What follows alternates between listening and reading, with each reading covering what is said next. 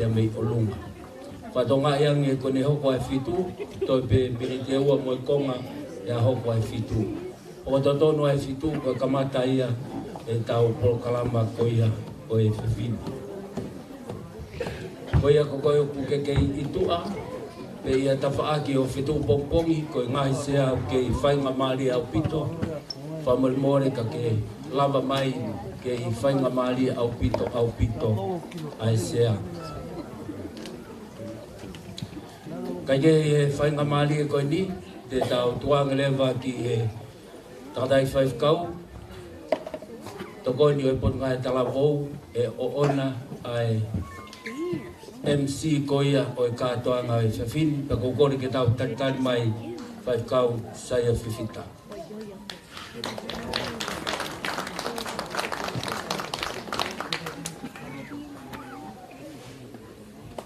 Tai lahi ki o tuka mawhi, o tui, o lotonga koe ne whakanofu e tau te pili mua, o kore pe ke tau iwi, pe mai pia tau whaiwhas, whakanofu e tau te pili mua. Ange koe ia na e mea kia e nā tai skeitari, tau whaiwhikau, si mea mai, mea koe kainga lo, o tau whareni, o Moimoi, o Latu, mea ki o runga, ke tau te pili mua. Whakanofu ka tau o pare ke tau lau kamata. Tau whaiwhikau he siasi, o Moimoi, koe koe wawiangi o mea ki o runga, koe wawiangi e tau kamata. O e whaiwhikau he siasi, Tokaikolo, o Moimoi lava ki o runga. E moha tau whaiwhikau, e mea mai, e mea koe kainga loni, o Moimoi lava mea ki o runga, e tau te pili mua, ka tau kamata. O kore tau iwi, tau tuk mai peha, i whasi e taha, na e whakanofu tau te pili mua mahawa.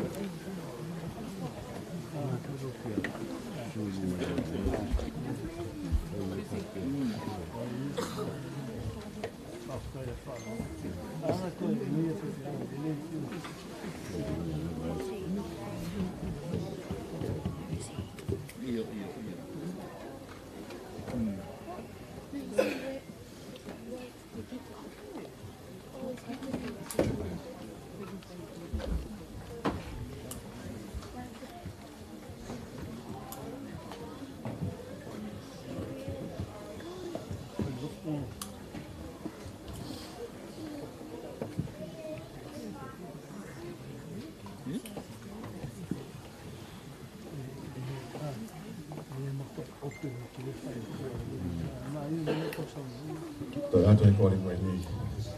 Oku whaam ki whakanofu tau kei pere kua. Moimoi ka pau ia kau whai whakau hen. Ka wea ki tau whakanofu alunga kei tau amatai. Kore whakanofu pia ka amatai whai whakau. Ka wea ki tau whakanofu tau kei pere kua. Kore rawe tau kamata.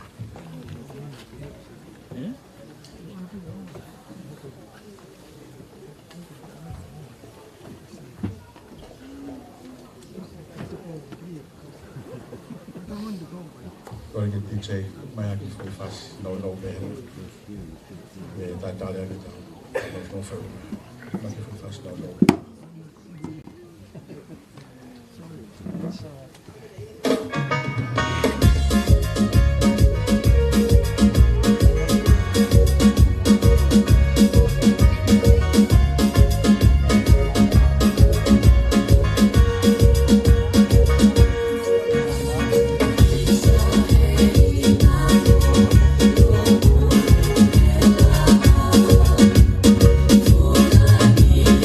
Oh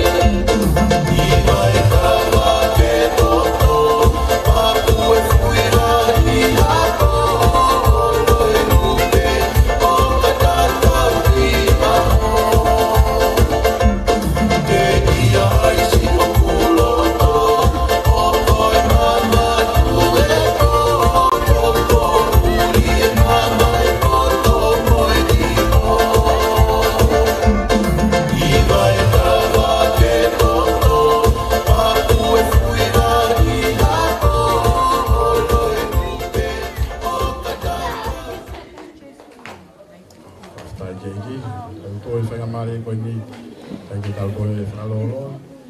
Te tau hoko ki e o tamata, tau kātoanga whakawheta, i kōkoe ni, o kōre ki tau taitari, tātai kore skeitari e vai whunuas, ko Latu whaava, ki tau kātoanga a ki tau lotu. O kōre ki tau paspas, taitari nā tai ki tamata ki tau kōre.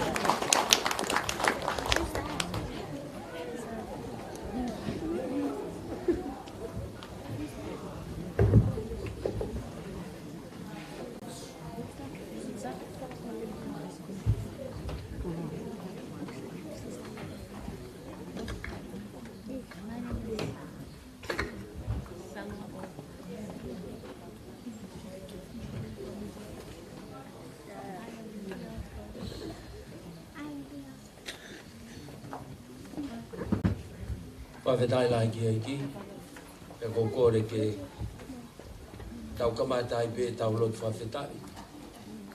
Hoko atu ai pē, pia moe whahoko hoko e tau pōkalama i e kātoanga e Fiefia. Kōkore ke mō mea pē lalo, e tau hiwa i he whāngi au ono ngofulu maha walu o e himi. Whā ono walu, ko sisu, ko pau mo ona, ke tō i whakalewelewa, e punou pē ki ai kotoa, e whaahinga mo e lea.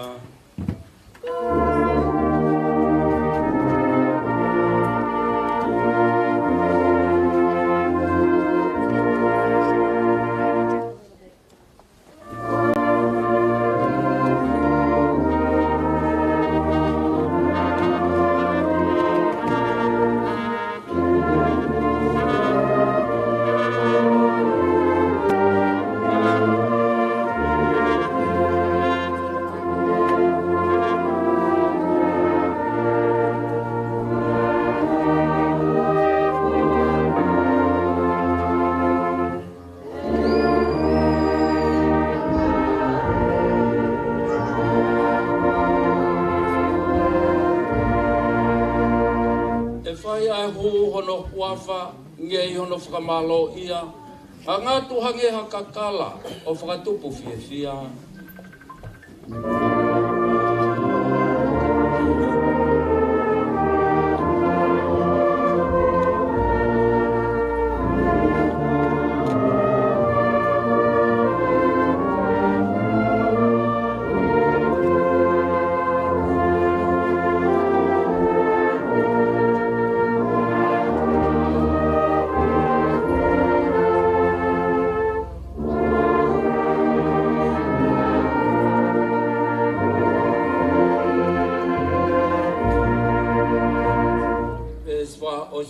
Koe ngahi mea na e mole mua, he hinga ho tau uluaki.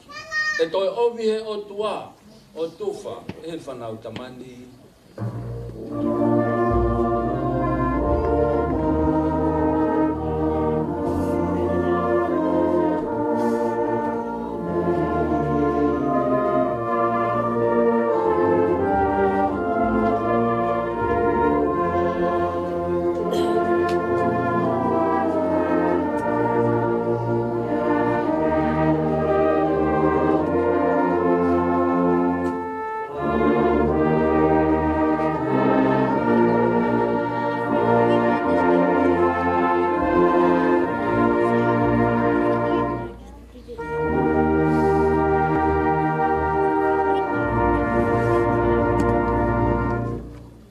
Kore ke u lawa pe mua e ves te fito o e talavau pe mo e fine mui pe mo e matuunga koia o e feinga o seniti o na whahoko i he poko e ni.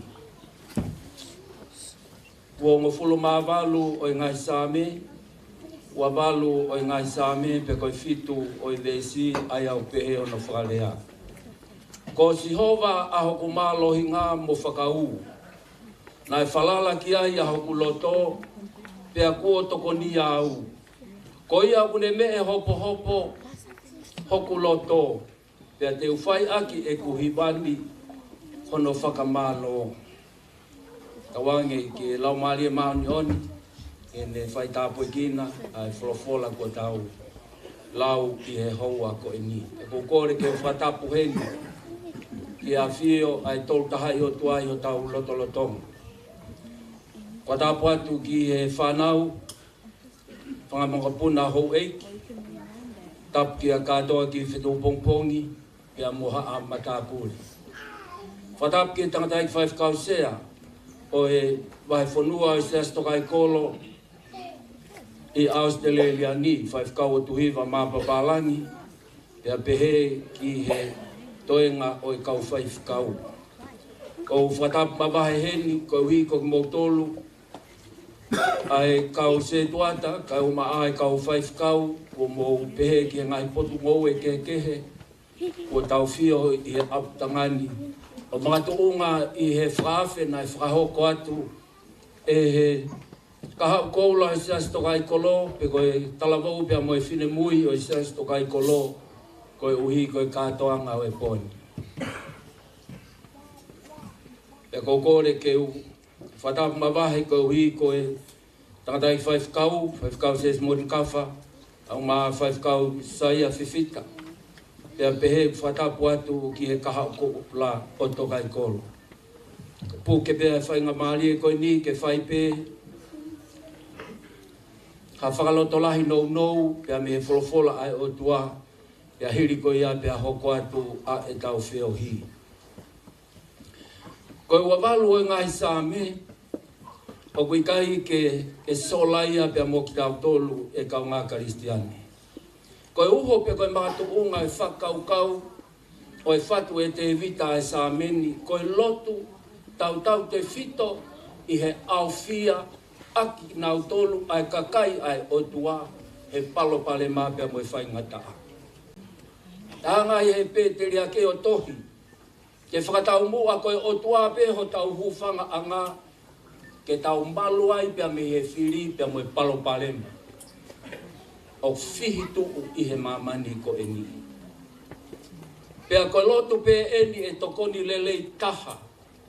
Whakamahino e he pēteri ake ko te vita, koe lotu pe e tokoni lelei taha, i he taimi o e whaingata a. E kune tauhi ki tau tolu, ke hoko at pe, e tau whiohi pea mo e o tua. Ia au mai ki he vesi hono fitu. O whamatala ai ulua ki o au hifo ki he ono e konga, whamorimore he kai ke utoi fulawe loloa ki ai. Kai tuku pe mua, whakatau mua e tangata whatusame, ai vesi hono fitu ko si hova a hoku mālohinga. He ko si hova a hoku mālohinga pia mo hoku whakau. He koe uhi koe whanau ngoa eni e he o tua ai tau tapa lotu. Pe ko hataha hune lotua o hanga ki he o tua i he huu. He koe koto mālohi ngā ia, ya moe koto tari tau ama. Pe koe mālohi koe ni koe fuuivia kua mahua mai. O whare he tangata koe ku hanga ki he o tua, pe moe palo parema o whepaki pe moia. Ta ko whaamu pepo ngā e talavou. E talavou pia mo whine mui, pia mo tau tolu. Mo ki mo tolu a whanau talavou pia mo whine mui. O tau whio i he kamata anga o e whakatako e. Koe hae palopalema o ke ao pia mo ia ho vai hala. O hoko koe talavou pia mo whine mui. Tokua kulau e ni i koe vai hala e ni o ku matalo lahi hono ngahi palopalema.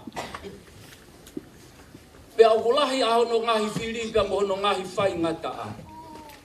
Whamanatu e he pēteri ake koe te vita. Koe tau hanga o tau tapa ki he otua. He koe malohi koe ni koe fuuiri. Tene hanga o whakamahua mai pe he fuunga keresi o e otua. Ke wha o whare he talamou pia mo i whine mui. O whaingata a ia pe o palopalema ia ai mohi. Ka he mau talanoa pia mo e chaplain o kule tauhi ai api popula. Ia koe taha o e mea na ne tokanga ki ai. E ne nai mai koe whakapeseti o e talamou pia mo e whine mui tonga i pirisone mau ia ki tonga. Ka bau, koe whakamatala e, ai toko taha whaiwhekau o kone tokanga e tau whanau i pirisone. Koe whakapeseti, o whakatatau ke tokolahi o i kakai tonga, ko i tokolahi o i whanau tonga, whakamata kari kapteni ai a tonga. Ko e haho no uhinga, lahi e palopalema. Pea ko e haho e palopalema, ko e mo ua he angahala. Ko e haho mea utola mai he pēteri ake ko te vita, ke tau hanga ki he otua. He koe otua me iai ai fufu unga o i mohui, ke ne whakamahua mai. Hatokoni, ke hauwhaki ake lau maarie o i talamo upia mo i whine mui. Talamai e kaunga Karistiani. Ko e toko taha ko ia, ko whalala hono loto ki he otua. Pea mei he tumu aki hono ulu o au ki hono au whiwa e hu whanga e whakataku. Ko hatala mou monu ia, pe ko hawhine mui monu ia. Ko ave kakato e ne whalala o whalala ki he otua. Talamai e kaunga Karistiani. Ko e tokoni ia, ko whakatou kate. O whakatou ato i tua i he sino. Pea pehe ki he loto pea mo atamai. Pea ko inasi ai e tāpua ki, hamo ui ha tala mou moha whine mui. O whalala mo oni ki he otua. Talamai lewa e kaunga Karistiani. Talamai lewa. He toko taha koe ne whalala kakata ki he otua. Talamai lewa e he vesi. Ko ia oku me e hopo hopo a hopu loto. Ko e kakato ia e Fiefia. E hasino mai ia ae i hoto loto he mea ku te ia. Whanonge whakalea he tangata whatsa. Oku me e hopo hopo hopu loto. I kai koe vesi ia asi atu he polo kalama e whanauni. Filipai wa he wha vesi wha. Mou Fiefia i he eiki kautoe ai atu. Mou Fiefia. Ko e ne tau ia ki loto langi. He kua tau ki he loto o e tangata ai whawheta i. Pea mahua mai ai koto Fiefia. Pea me he ene moku. Ko e puna eni ai loto o e hiwa. Mo e hanga hake ai whakamalo. E whawheta i kia si hoki. Tala monuat ke te motor. O mo whaifkau, ka ai taki o e potunga e tala bou, se silia hala. Ia pehe ki ho whanau. Whakatawangi. Ke hopa si hova o ia ho malohi. Kau ia iha aho fia kita e kau po uri o e mamani ko e ni. Wahino hino ki tau tolu e pēteri hake. Tau hanga hake pēki o tau uri. Ave kia e tau whalala. Ni hanga whakamahaki ha Fiefia i ho tau loto. O i kai ngata i e mamani ko e ni. Ka e ikua e pē ki i tāki. Ke tau loto. E o tua mafi. Fonu ho mau loto i e Fiefia. Kau hi koe ahoni nai whamohe pia mei ulu. Nai loto pia whai hono hufia. Ka koe hi kua tali lotu o aho afio, e koe o tua tali lotu ko. Taha pe hono uhinga aho tali lotu, ko hike kakato e mau Fiefia. E mau Fiefia, e o tua mafi ke mau hangatu he koko e pe o mau o tua. I kai pe hato e o tua ia. Taha to pea e o tua whakamo, whaiho mau whakamo ui, ko ho afio. Pea u tātou pea e o tua ke mau punou o lotu mo huki ai, koe a Fiona toko tāpe. Koe o tua koe, koe mo ui tae ngata. Pea mau whaftai e o tua maf, ko mau lau maari e ko hanga whaleleia e whiawhini. Kakato e mau amanaki, e o tua he ko tau kamata pea moho afio. He kamata anga o e katoana. Mea heni e tangatai whaifkau sea o vai whonua, ea moha whaifkau. Ke mau taritari hai kau whawhe ko toa pē. Aia e o tua ko nau taria, ai ngai whakatangi mo e kore. Nai whakafou atu pea mihe mau whanau, sias Tokaikolo i a kalaisi. Pea o kunau i heni, o i kai hakehe i ho mau loto-lotonga. Ke kua ke whakamawhai ki mau tolu i ho peki a moho toi tuu. Ke mau hoko koe whanau pē taha ai awhiona. Pea mau iheni e o tua mafi. Ke whetawhe aki ai o wha i ho mau loto. Whetaui aki ai mau merino. Pea mau Fiefia ai ke hanga tiha awhio. Tāpu aki mai e o tua mafi. Ai wholofola. kai uma ai te ko fai e pot ngau e talavo ko uhi ko kinau tolu ko to pe ko nau talia e o tua mafia o e fiafia mau whanongo ki ho folofola au mau hanga ki ho afio ke tā poetina pia mehi lai tā ki e sitaha kau ki ai ha palo parema kau ki ai ha whaingataa mau hanga pe ki ho afio i he lotu pia moe whalala kakato ki e afio e te ki hanga whakamaha ke ha Fiefia ho mau loto e koe whinangalo ia ho afio tā pua ki a ai fio hi o mau whai e o tua maf kai ke mau loto ke ilo ato e mea i te mau tolu e mo e feo i o mau fai ko ia pe ulea ki ai o apostolo tu uni a mea ke ilo ki ai o mo loto nga o sisu Kristo ta o sisu Kristo pe ai mo ui e anga tāpua ki mau tolu pe mo e feo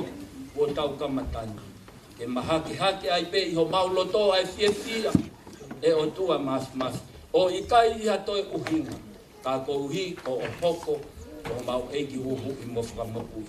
Tā pua ki mai e o tua maf, ai whakawhitawhita a kua whai, e he ongo whai whikau ka mai tanki o e potunga e talavou mo e mau whanau. Ko e mau kore e o tua, ka ilo ai tamatai whai whikau sia mo ha whai whikau. Hou eiki kau maa ki mau tolu ko toa peku mau lo nuku i o au. Wafo mea i haivi mua maa loku. Mau maui ke hoko atu ai pea e mau maui e tāpuha ai a Fiona i e mau mai maui e o tua mau whaki a te koe o oa e langi pia moi kololia pia moi puna o e whiohi anga ko tau kamatai o mau lotu o kore kotoa eni wa fōpe i he kuafa ho alo ko sisu kalaisi ai ana kia koi ki mau tolu ka mau te mau lotu ki he tamai pia ke mau lea o pehe Koe mau tamai o ki he wani, e tāpuha ho kuafa. E hoku mai ho kule, e whai ho whina malo. Nge ko ia langi, e pehe ho ki mama. Hoa ki mai he ahona, mau pia kai ki anai. Me whamore more, mau nari a hana. Hoa me koe mau whamore more, e nau tōru fua peo ko ua.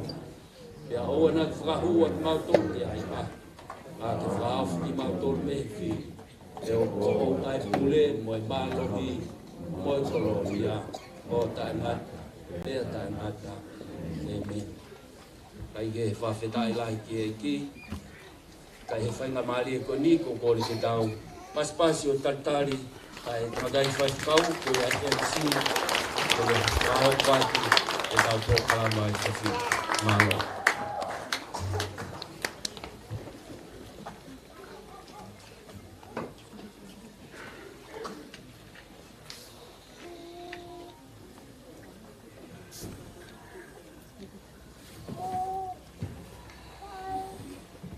Whaftai ki o tua mafi, koe lawa e lo tamata, e mono tāpua ki, ai te pile ilo e hoa koeni, e whoke mea tokoni e mea pāwhei.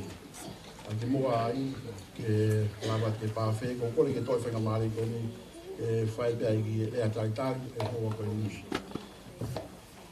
Tape ki o tua mafi, tape whanau ho weiki, maha matāpure, tape nā tai whai sea, o mai ngau whakalang.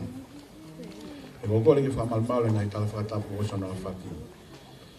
Tuke mo ke whakafonga atua e tale e kita o e pot ngai tala wō pe moi Sunday School. Whaifkao ke Kisman Hala.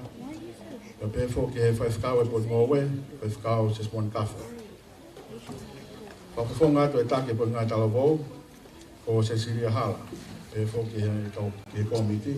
E moi whanau e pot ngai tala wō.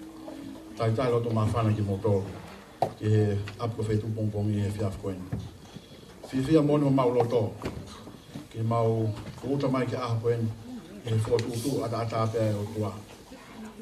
Whai teo lahe whanau, e mau look forward, ki mau whakalangalangi e o tua, e pōkoeni. Me pōpeni o whakalangalangi o tua, hange pēko mō mea mai ki he mau kawe inga, Fiefia i e eiki. The Lord is my strength and my shield. My heart trusted in him, and I am helped. Therefore my heart greatly rejoices, and with my song I will praise him. Tai lo tuma whana ki mōtoro, wafa, o tau e kasi sukalai si. E whainga mari koe ni ko kore ke whakahoko ate tau alto whare ki he pāwhei, e ko kore ke tau kamata pe mua te me he foi ot pe koni mua tau pot ke he Stacy, ke tau kamata pe ai, kai whatonga iangi, a pao ko ha me nipa koe ses Tokaikolo, o Moimoi, ai pe kātaki ke lahi, ki pine hifo, ai me atu ai kāinga, tonga pe me tua, ke lava ki he pāwhei. Lolo tonga mo me atu he pāwhei, tuangi whenga mari koea ke kau iwi, na o iwi mai ha nai whasi. Lolo tonga koea ai mo lava atu ki he pāwhei. Koea ai kukore he whenga mari koe ni, e wāwe anga mo lava ki tau pāwhei, kātoa foi ot koe ni mua, ta pot mai ke Stacy, uke ke moku tolahi, mo lava te taimini ki he pāwhei. Ua tā, ai te pire ilo, e lolo tonga, ai lele ki ai alu ke pāwhei, i whea te kau i whi, a mahi whasi, ke mou mea ki ai, mālo.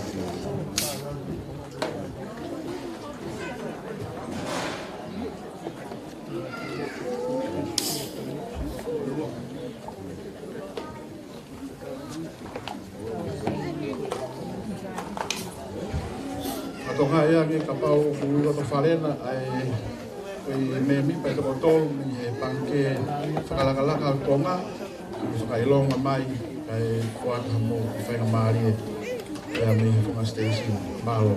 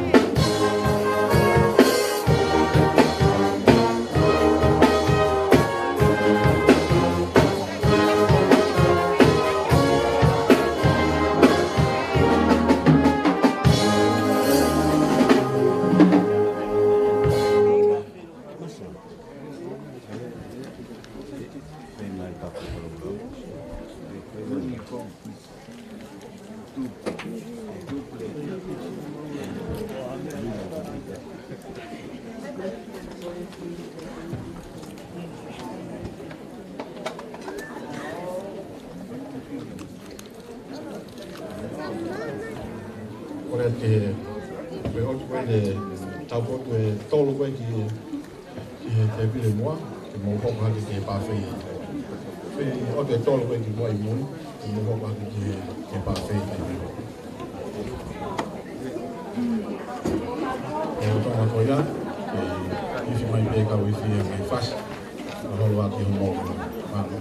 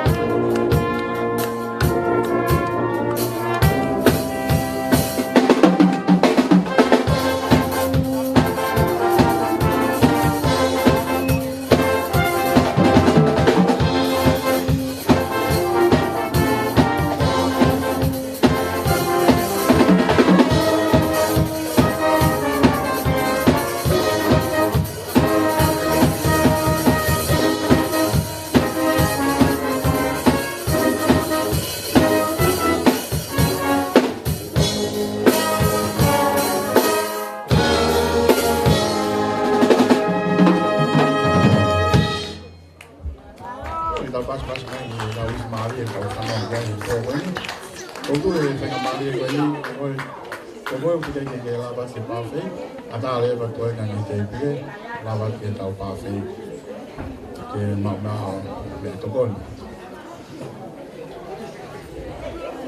for any non-Tongan speaking, non-Tongan understanding guests, I'd like to extend a very warm welcome to Fetu'upongipongi. We're honored to have you here with us tonight.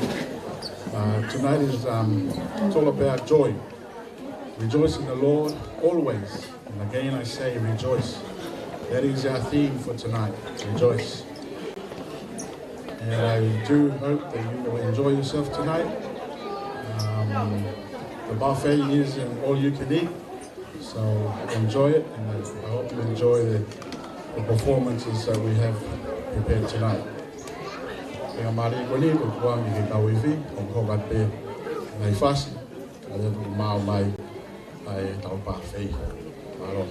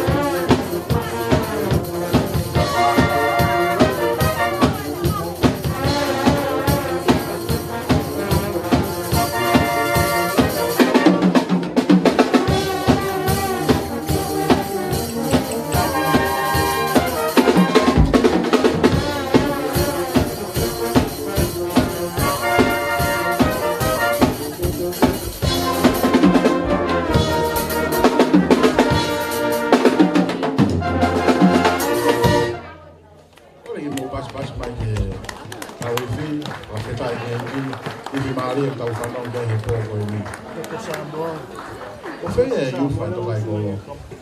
Aha, tu tala tau Fiefia nai le mo tolo fa mo sia. Fa nau me vogo. Kole ke ka wifi tu ma foi fast fagaos. Fast fagaos si ili go ya mo me ahi fo kilalo. Ku me mo no foanga. Mantu be mo kita lunga. Na tala mai be mo foi fikau.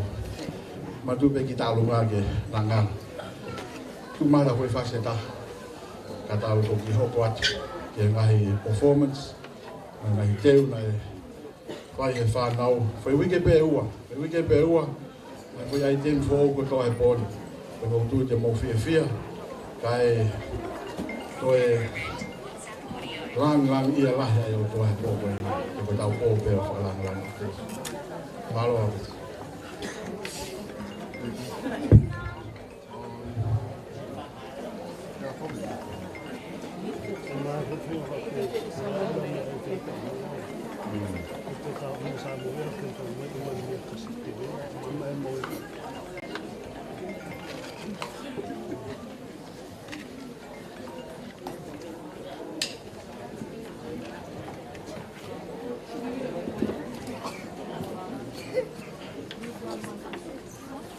Yeah.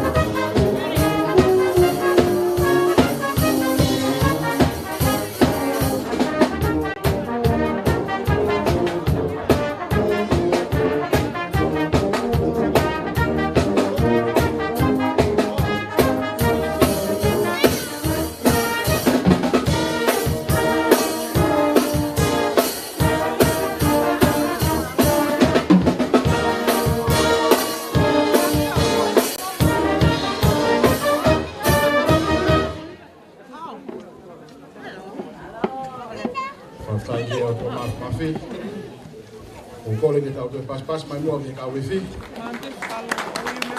Ka ia fala na tua ko mo fa ho ko ko ni. Ko nga ia pito fa na mo fi to kon, fi to fa ta.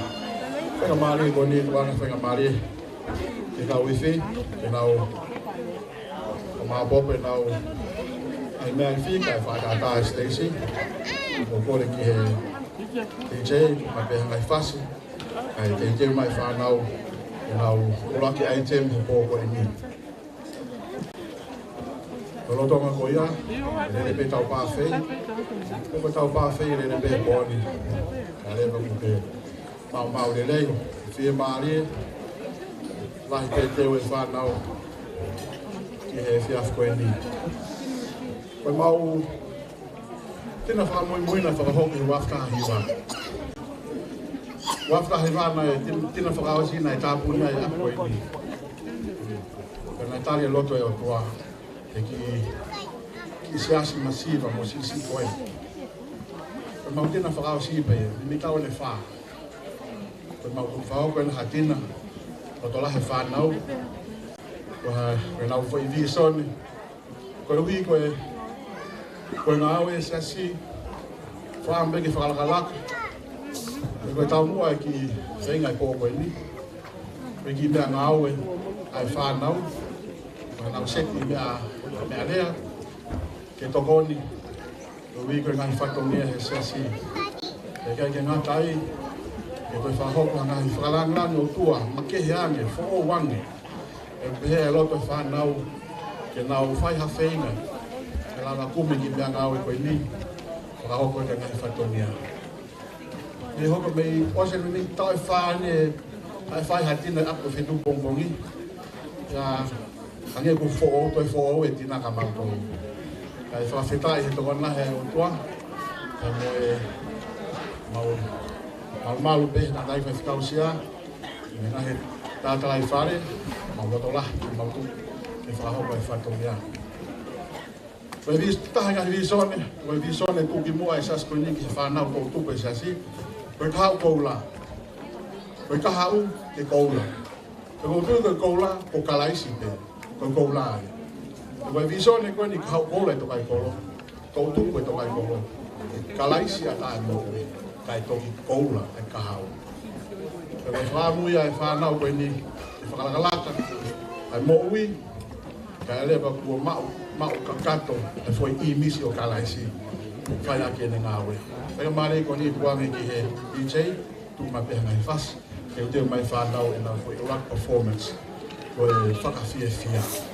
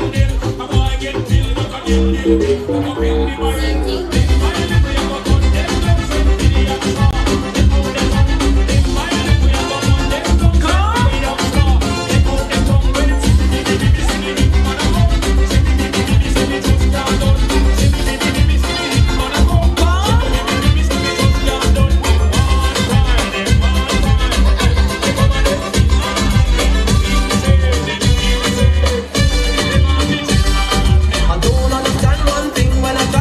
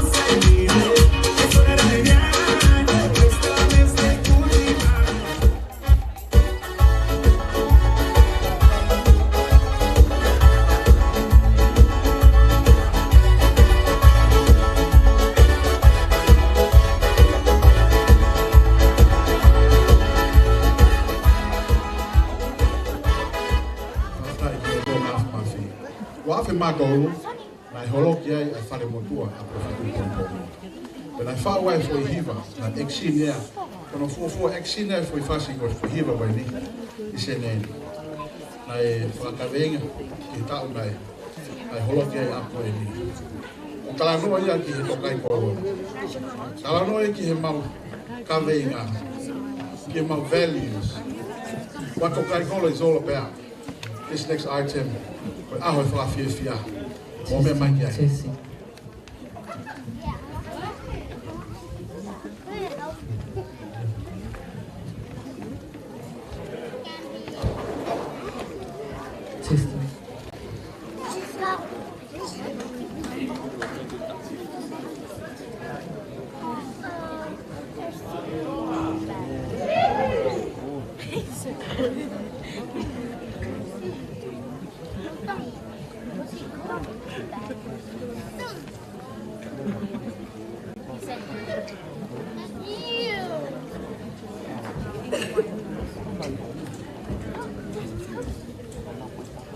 E viveli ai ola lele e poko e li, e foi ulaki ai teni wena. Ko le whahala kipe, o rope ke toa tau kamore. No. Vai, fala, Vespa. Não. Vai, fala, Vespa. Mo Fiefia, Fiefia, ma vai pe, io, agora mo Fiefia.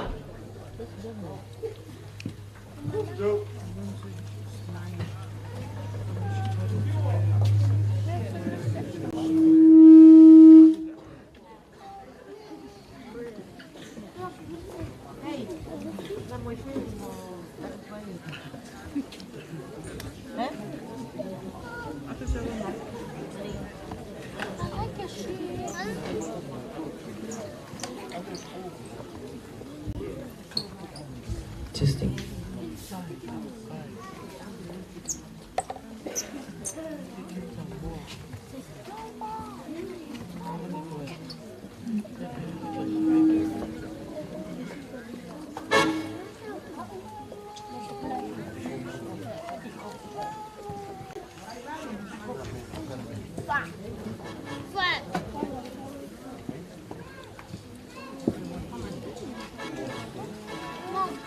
Mom.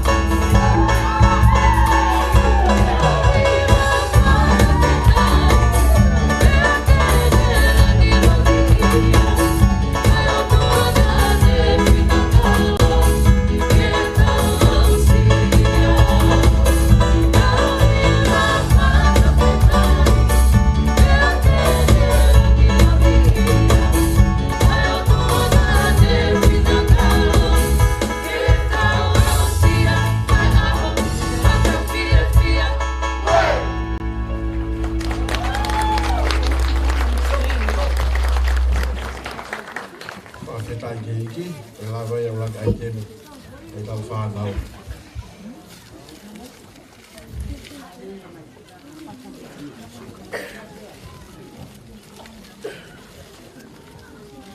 La hea pite teo e whanau, o koe ni. Ka koutou i koe ka weinga e po koe ni koe tau weinga e tau ki i tēni ki e. Oi ai koe whakahoko e ni. E tau ngahi i tau olunga. E whakaawa pe ia. I he siasi koe ni mia e tātai whai tau tāke koe nau e. Siasi e tui. Ka koe whakakaukau e po koe ni. Koe hape whaunga o loto e po siasi koe ia ki nau e aki. Whakawha koe tau lunga pe i taha. Kehi pe ke lava o mo whatongia. Ka koe hoko pe ia. Hiri pe ai siasi o i tui. Mono ngahi whamiri, a hoko ki he siasi koe a Amanaki, hoko ki ai a whakatua merie, hoko ki ai siasi moni, hoko ki ai a siasi o Fetu'upongipongi. Koe tā kuku o e tā tuanga ko koe ni, whakaosi pia e tare e kita, o e koe ngai tala ko mai Sunday School, koe siasi koe a ofa, koe youth koe a ofa. O kore ki he koe ngai tala ko, mo te teo mahu mo mai te mhoko, o tonga koe a tuwa te pichei ngai fasi. Kalau lagi mau bilang, aku tahu apa yang apa ini. Kau yang kau ibe, kau yang teman tahu rumah maafan, kau ata ape. Kalau kau main pe, atau kau lele itu. Kalau sudah je.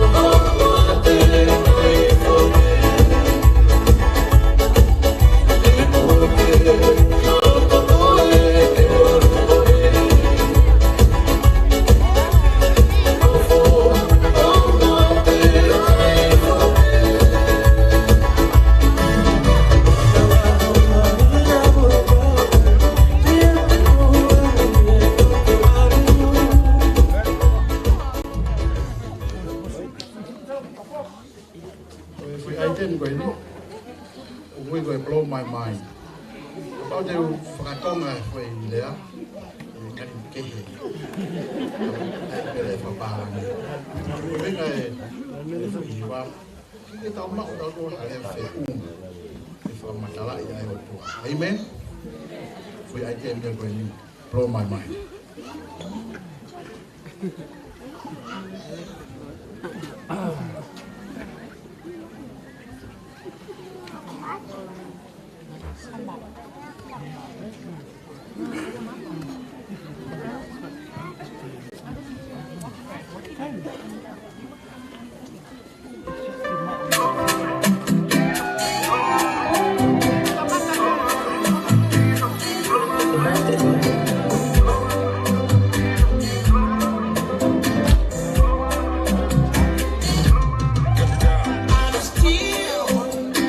Looking for words to describe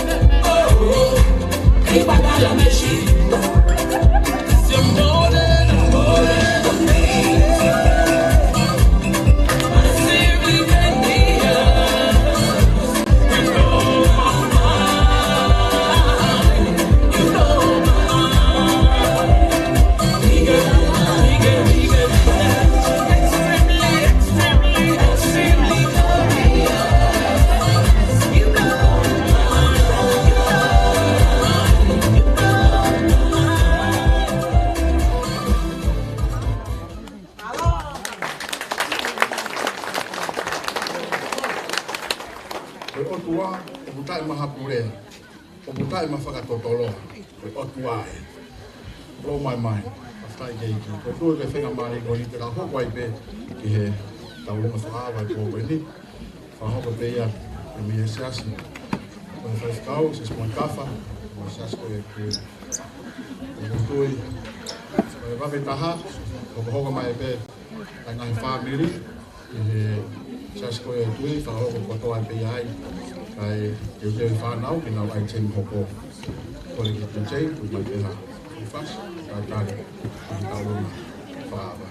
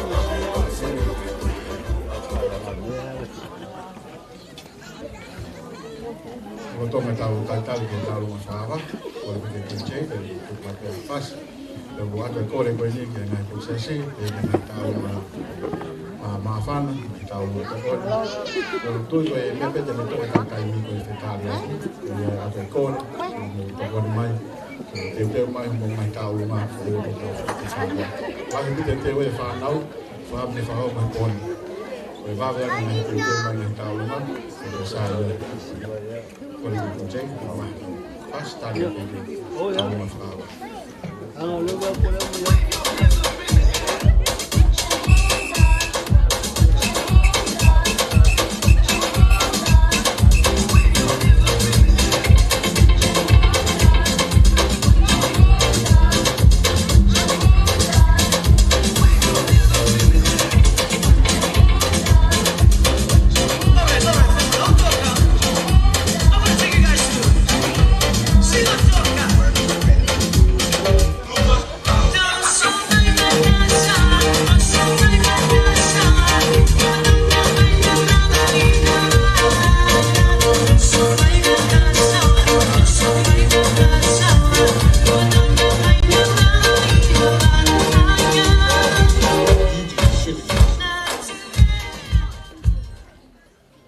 Tai ke ko le ta pas mai ko ta ro ma fa ave ko ko ni ko ho ko te o pe ni si ka ha e fa kau ta ni ko toa afa ko ta ro ma fa ave ni ho ko pe ya fa kau ko no ko ave mau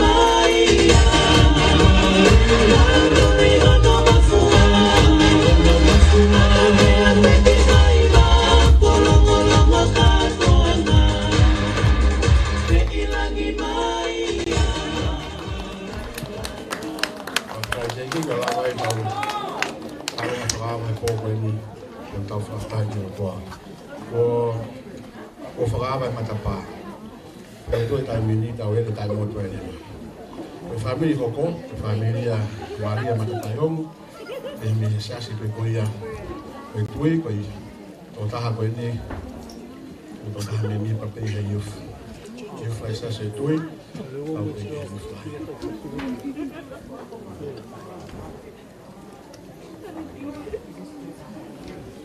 No. As long as we see the main.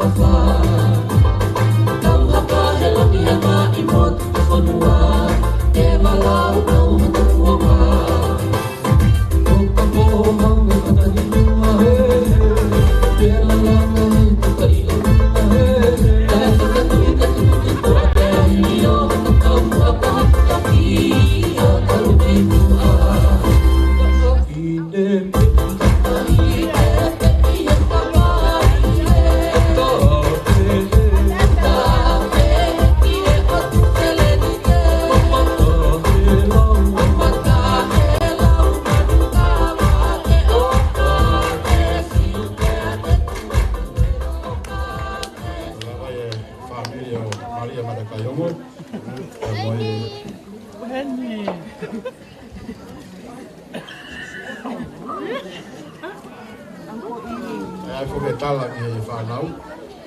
Koe whonga te taurere aki, mō tangi wanoa te kita. Wanoa whai uru, taktaha whea. Ai koe, a pau toko tolo he whamini, e me lau koe taha watoa kau wā whea. Pau toko taha whea. Ai taha whai whai uru, te nai wange whai challenge kene ka nau tolo, ke nau ki taste and see that the Lord is good. Mai ki tuanga nau tolo ke nau, ai eiki. Langa nau tui. Eke, ko kuru tā mai he hoa e whewhikau, ke toa pēnā nau kai tāunga, au kei tānaki, au mawinga tānaki ia. Ko ia, ko kore ke DJ, tunga pēha tau whasi, ko tonga teu mai tau whānau, ke nau kai temi, hoko, ko e whakawhisi.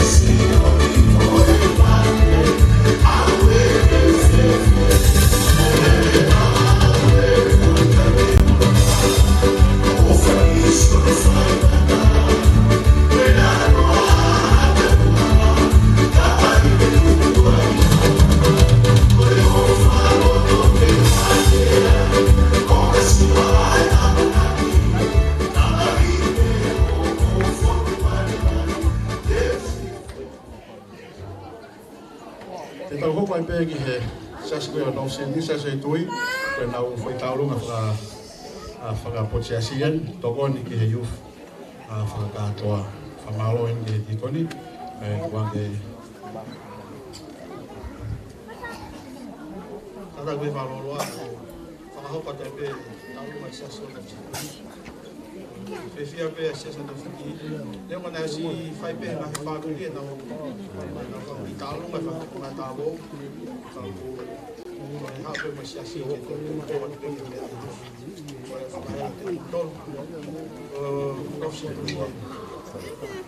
mama ki fasi. Koe mau teki o panga e uafe o si loto i taro no whakahu ia e wiki a tu ia o fisi. Tau ke ropo koe mau e whika a tauna o fisi to paruka whika a taha. Kai kehe, o walahe atu e manau iuka mo tono.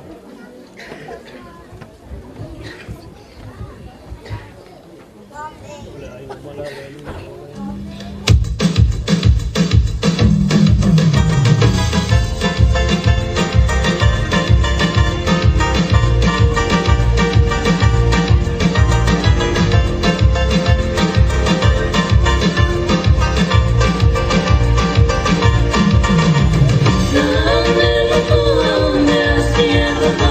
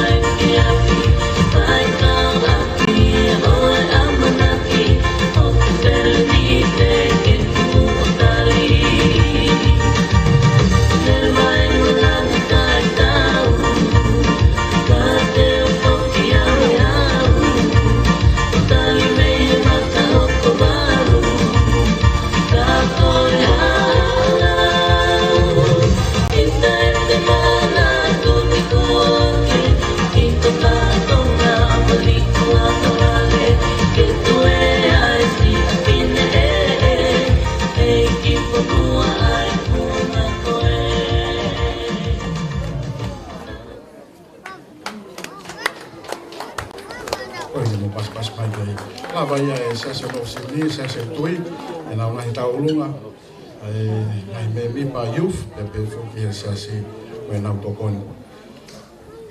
Kokori ki he sase koe amanaki ki mo teu mai. Koe hili pia e whakawhisi, pe hoko mai sase o amanaki, sase koe meskoti.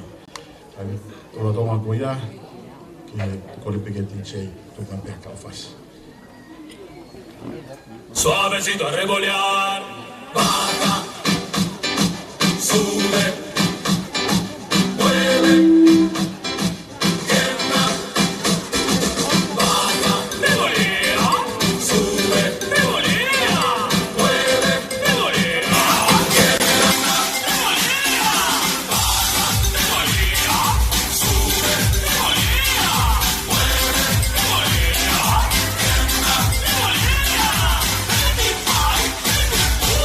Suavecito a revolear, zapatico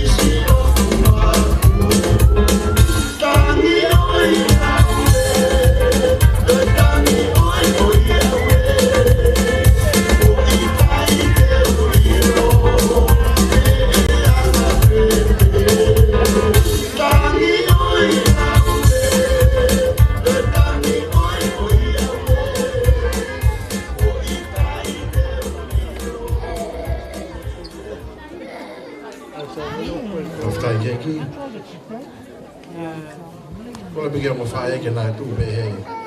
Maria bita na fa mei te. O lo tonga tau tali ki he ai tem hoko e fa nau. Tau fa hoko ai tau longa kwen ko slava. Tau longa fa va ko ko ni. Fa hoko e he fa kau. Se spon kafa. Fa nau.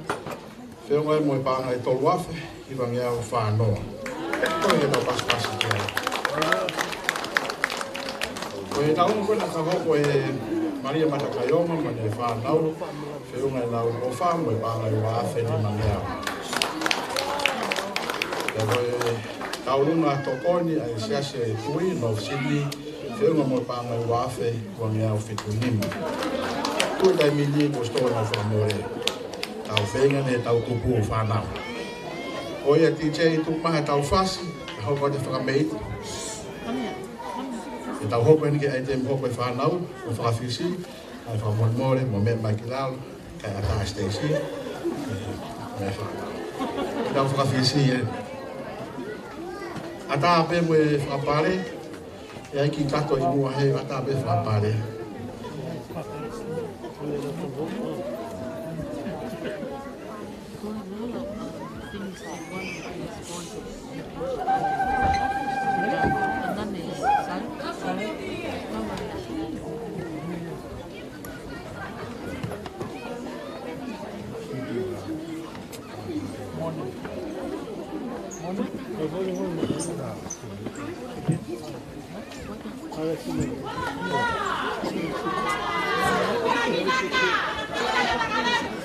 Now, official, how much at the line, then I think I have to pass, so when I go to my dear.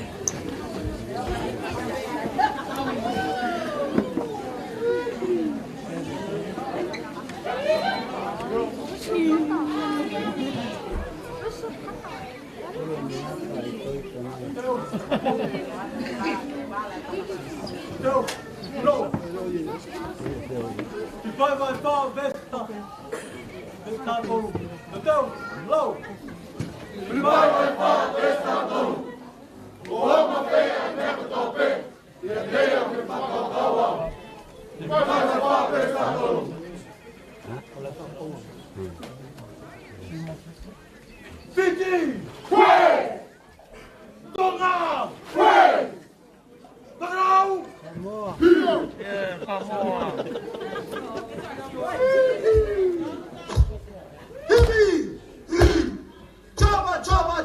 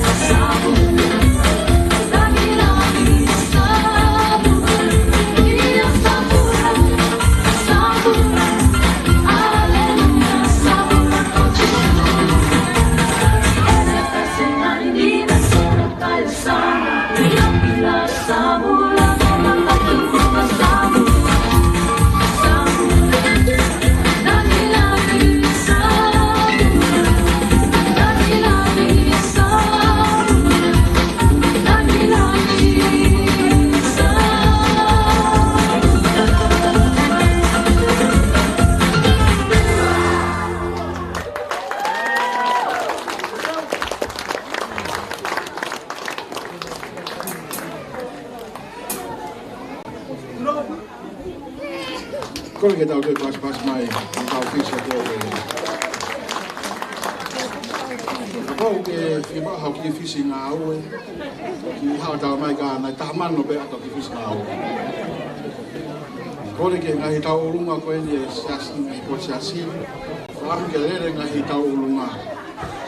Siasi koe e manaki ko kore ke mo teu mai. Teu mai pe mo siasi hoko, siasi whakua merie. Whaam ke hoko e tau ngahi tau urunga, ko vee wahe kuke pe teu e whanau. Whaam ke lava kotoa. Te kukore atu mo tokoni mai ke o te tau toi whetari aki. Whenga maari e kone kukore, i hoko mai sasi koe a manaki, sasi o meskoti. Ka hoko kotoa e ngai tau olunga, o ngā tau koho pe mo e tokoni o sasi. O tonga e tau tari ki ai, kukore peke tinchei, te matea tau fasi. Koe tau mea tokoni, whenga maari e tau mea tokoni, ko lava lupe, o mawa tau mea tokoni.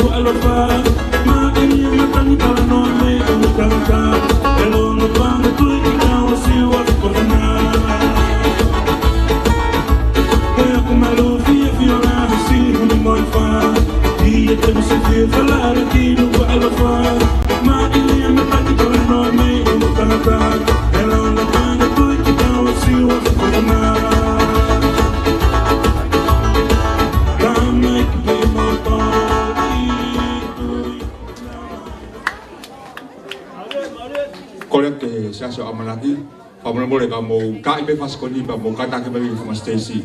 Siasa amanak meskoti, kata ko tau tolu ni taul ngaulogi. Kolega TJ ka ya vivasi, kata ke siasa meskoti kamu kata ke bagi sama Stacy. Malo.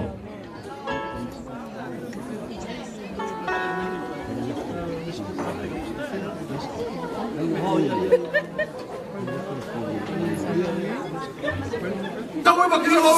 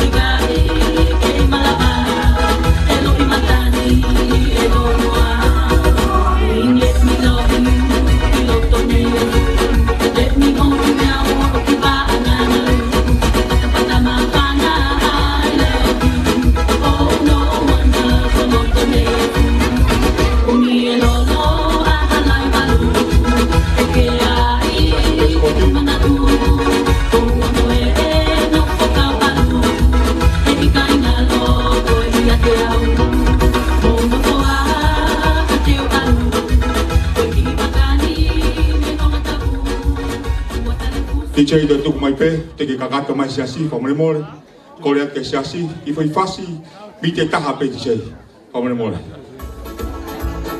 ko le tu ke siasi meskoti mata ko mai ko Stacy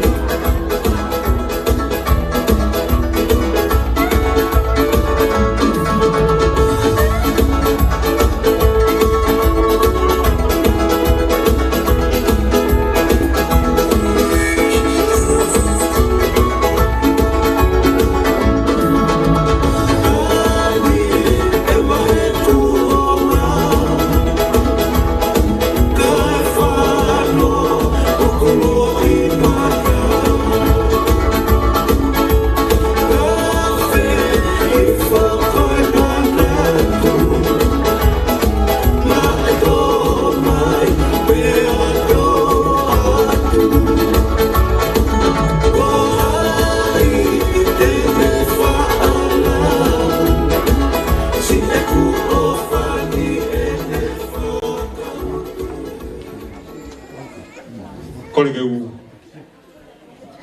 atu he whakatapu nei tala whakatapu kakatua ke whiohi.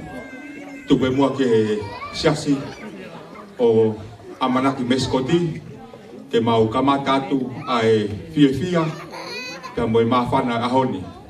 Ho eki pe moi kainga ko siasi koni o ku whaiwhekau pūre ai a whaiwhekau Priami tau ataina pe au tikoni ia e motuani pe au gai pa moi kau whiwhine koni ko tiwai kau me mi pa punau whemoi kina atu he ngahi tafu pa moi mea ka ku mau toro endi ku mau heni ke Fiefia whaha e mau Fiefia moi mawhana ko iko hoko atu ai whio whai te mau tek ia ke tahawhi ka kou mau tui o ku hau pe ai ngahi taurunga kotoa alu kotoa peki he te pire i aha koni DJ ia whasi ena au e otu mo o mua wha Moimoi pe ai peka whinga whasi pe ka koe anga pe o koe a whote au DJ Peta hene taurunga ha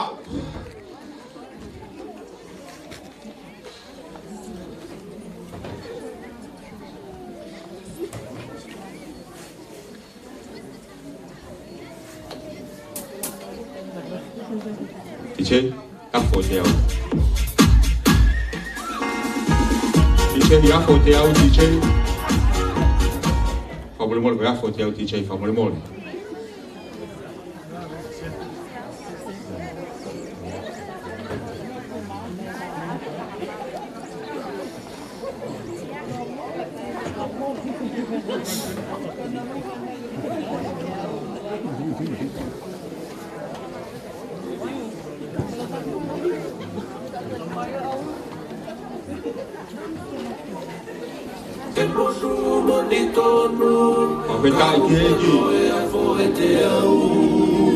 Amen.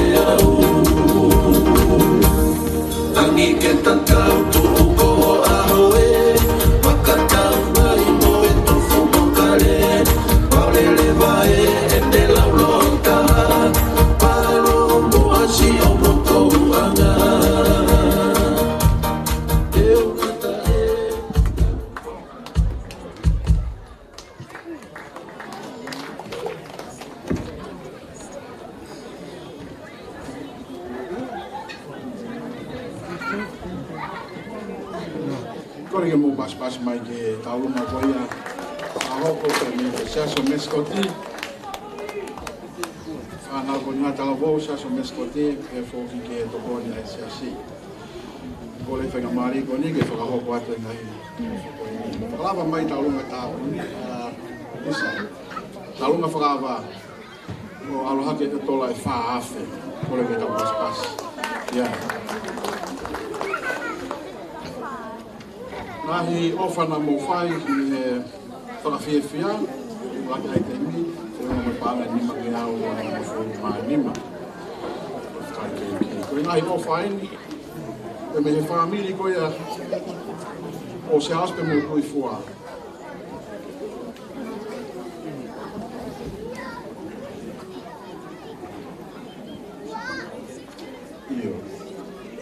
Saos pe mo tu fua maile, pe na mai tokoni an ke ngai family ko ni. Tokoni ke aviriam ko, angateo. Tokoni ke five cows this morning, angateo. Tokoni ke family hala, angateo. Tokoni ke nane tu polotu, angateo. Tokoni ke fifita family, angateo. Tokoni ke family matakayongo, angateo. Tokoni ke ulakimanu, angateo. Tokoni ke neli, angateo. Tokoni ke fase evaha, angateo. Tokoni ke sione ofa, angateo. Tokoni ke pongi, angateo. Kole ke tau pas mai ke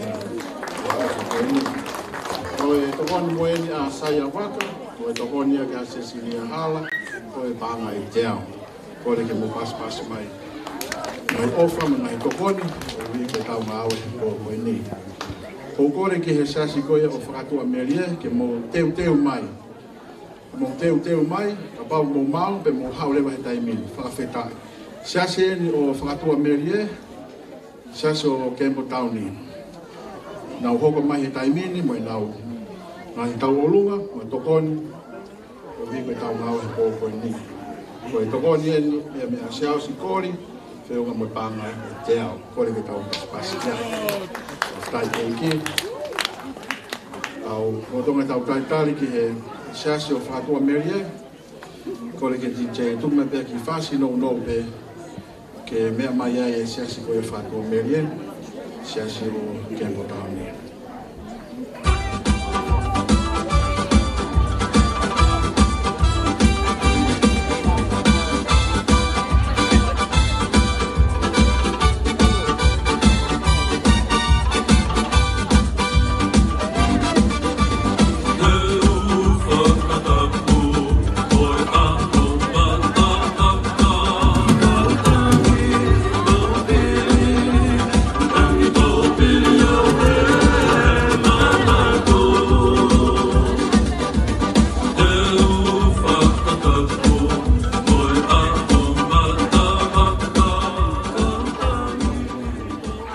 Peke whakamalumalo atu i he tanga whakatapu ko o se noa whaki.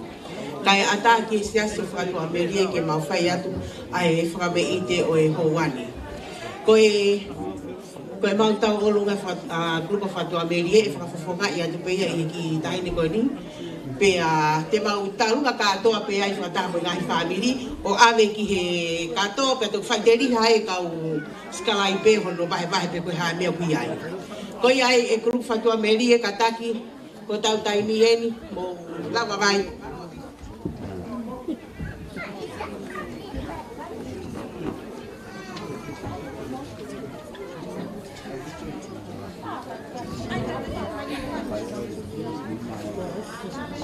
Ki mua pēr tā mai whasi, kore ke atu ma ki whanau no koen.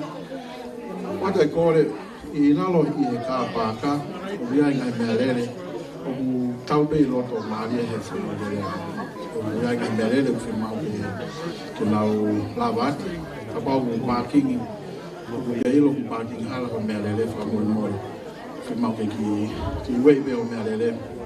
Koutou ke ngai mea lere koe nuku alu e mara pe o pākingi. Koe kore ia e mea security malo.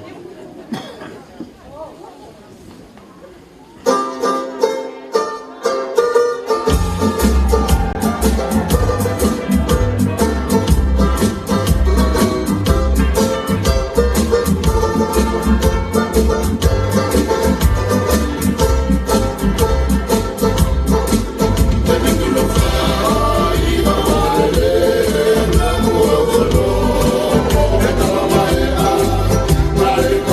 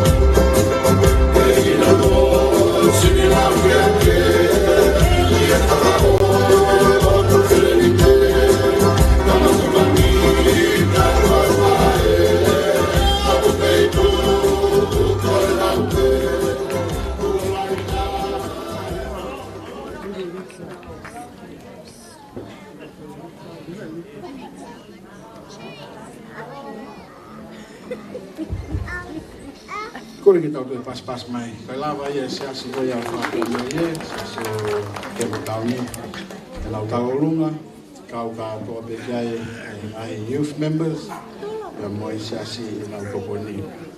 Kore ki whahoko atu ai ofa koe ni, me se asi koe o amanaki, se so neskoti. Whiunga nau ofa me nau toko ni, lau ngahi youth members, e fōu ki se asi. Kau mai pāngai wāwhe, tolu ngā unga fōu. Kore ki me pas mai kia. Pakai ki he. Peka mari koe ni, ko kore ki he ko ngā tawa wau. Hoko mai ko mo fōu ai temi hoko. Hoko mai ai he taimini. Peka hiri pe koe ai temi koe ia ko ngā tawa wau. Hoko te tau hoko lewa ki he siasi koe ia o mo ni. Siasi koe Bankstown. Hiri pe koe ai temi koe ni.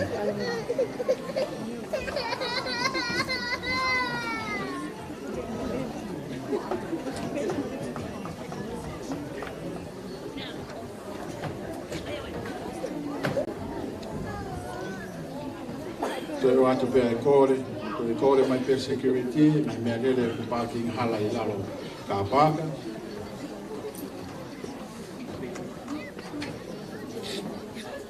E planificar koe taha C-A-U-T, T-A-T-U-E. Kutu pia ku ke ilo pia mea rere ku ke tonu o parking, ke lava atu Moimoi o wei o mea rere. Hoko lewa ki ai tembe a youth, koe Samoa.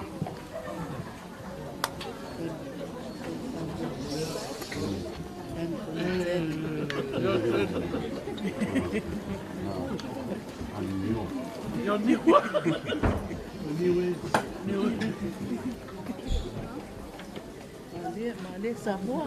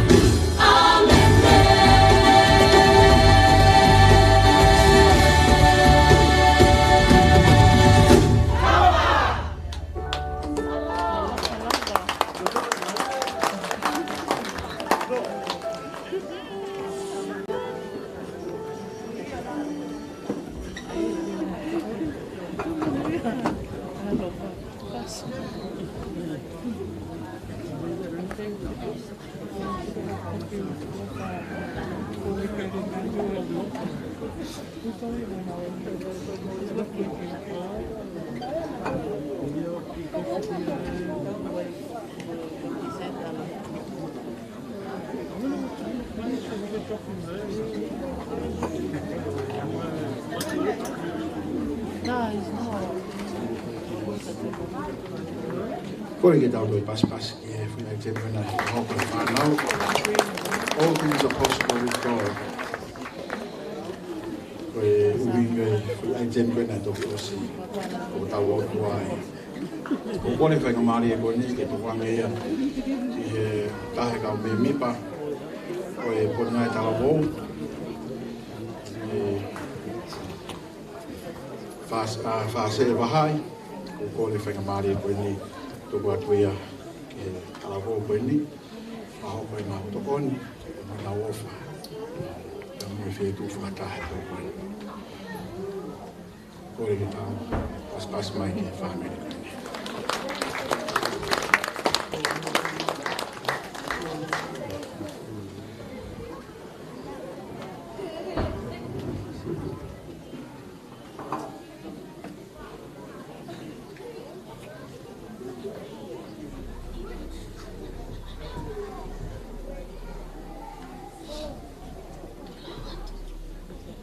Ko le ke ufa he ngai atap ko tope ko os ana fat me ko tuni ka ata mo ke faia te ki Fiefia ko ni Diu ko ahoni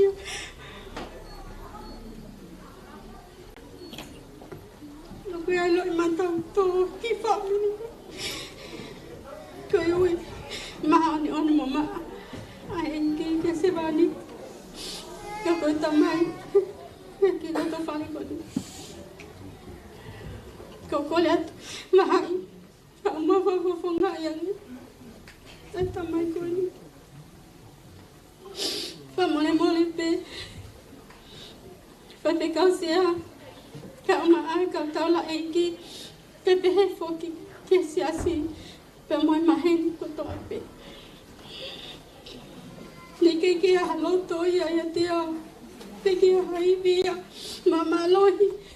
Ke to lava mai e poko ni. Ka loto to ape fo e ko ni.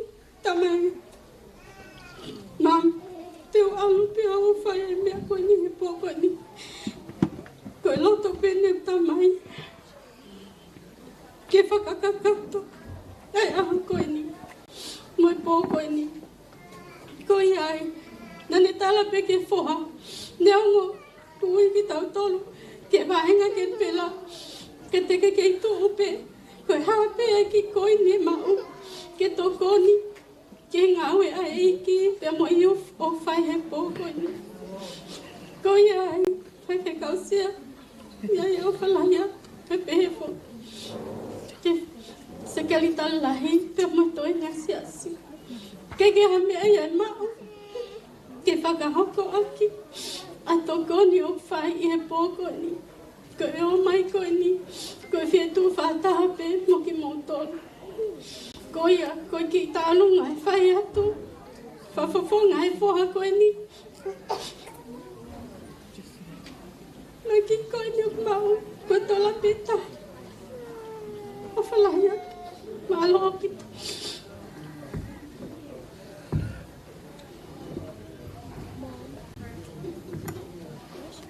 Oh, oh,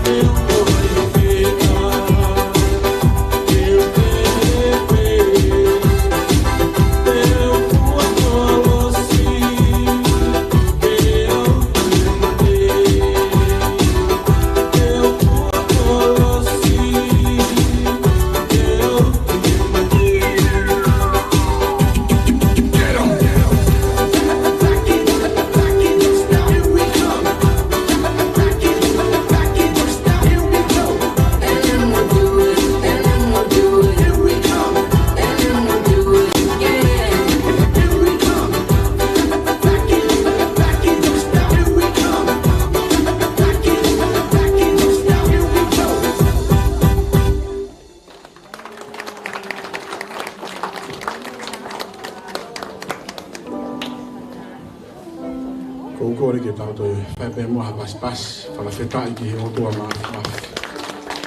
I he lau maari e whie tō whakata. He lau maari e whakatau simpi. Mo se wāne ni ongo o ui atu.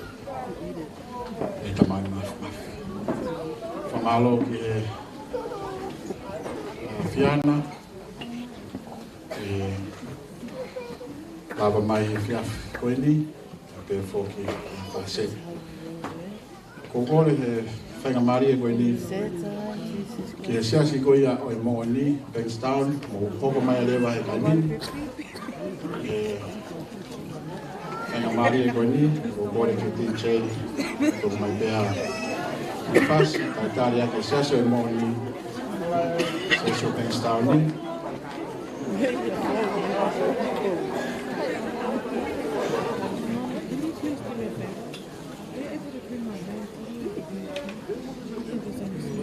Siasi koia o whātua merie, o utamai me te pire, toi si pea a.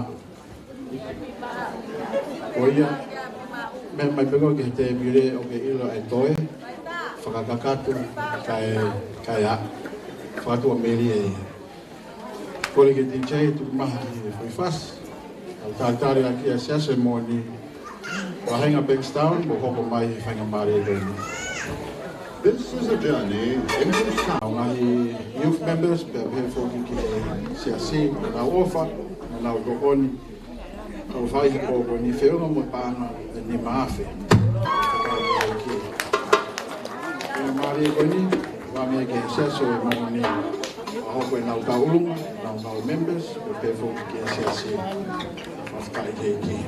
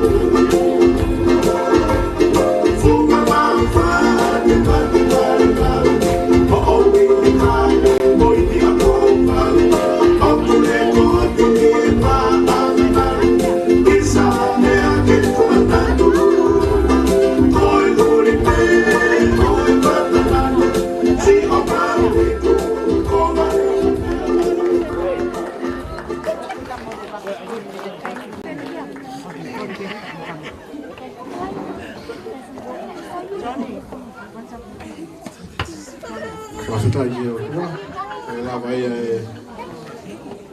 tau olunga, tokoni pe me ses koe moni, ses o Bankstown, nau kau youth members, e fofi e tokoni, e siasi, a fofi tau olunga e tahi.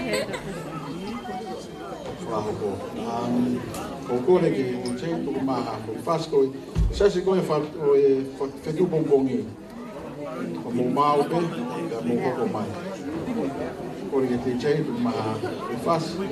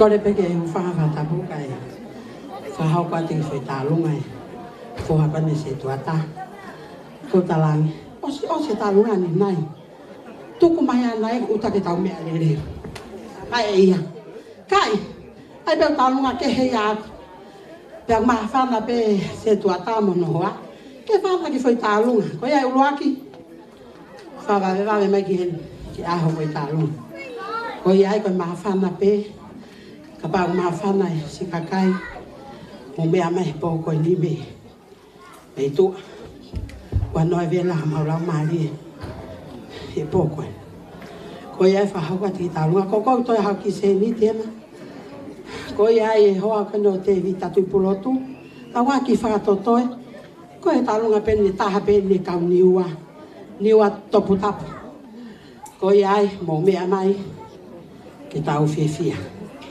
Tama faso no mukane o pego. Ga mai minuto. Kai kai pai pe fase utulongo a. A ita salote.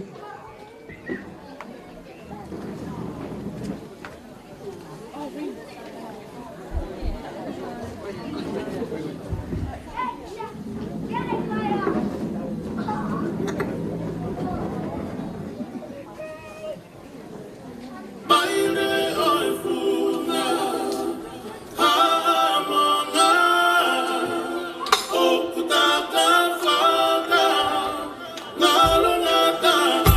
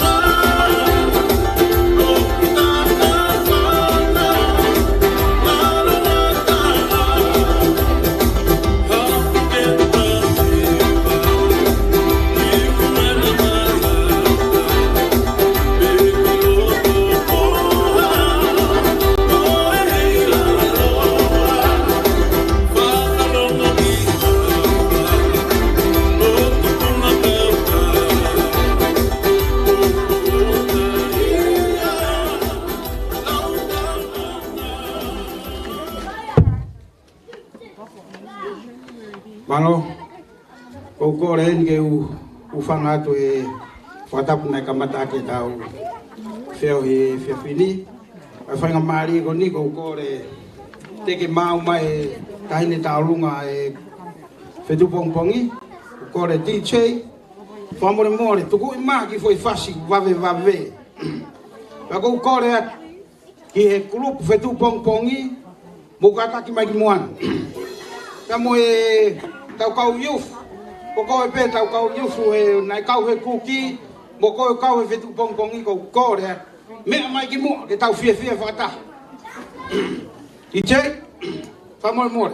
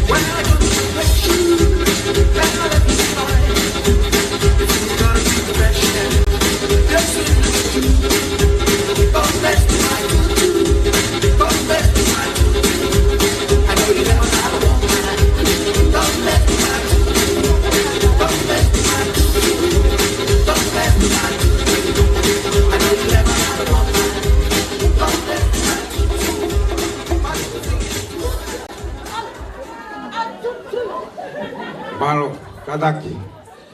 O te mo fiu e tari. Ke tua e taine te teu. O kore, DJ. Whamre more. Te ai mai pia ki whas. Pako. Kapaito ki wawe angi hena. Toi fu sai tahai. Koe kau ni he exercise. O hui ko lahi e Fetu'upongi ki tāne ki nanga. Mau inga pita ke tau tokang ki whamalo sino. Ko ia DJ, whamalo more. Te ai mai. Rotonga tau taritari. Malo! Ya! Hui! Ai! Hui! Ai!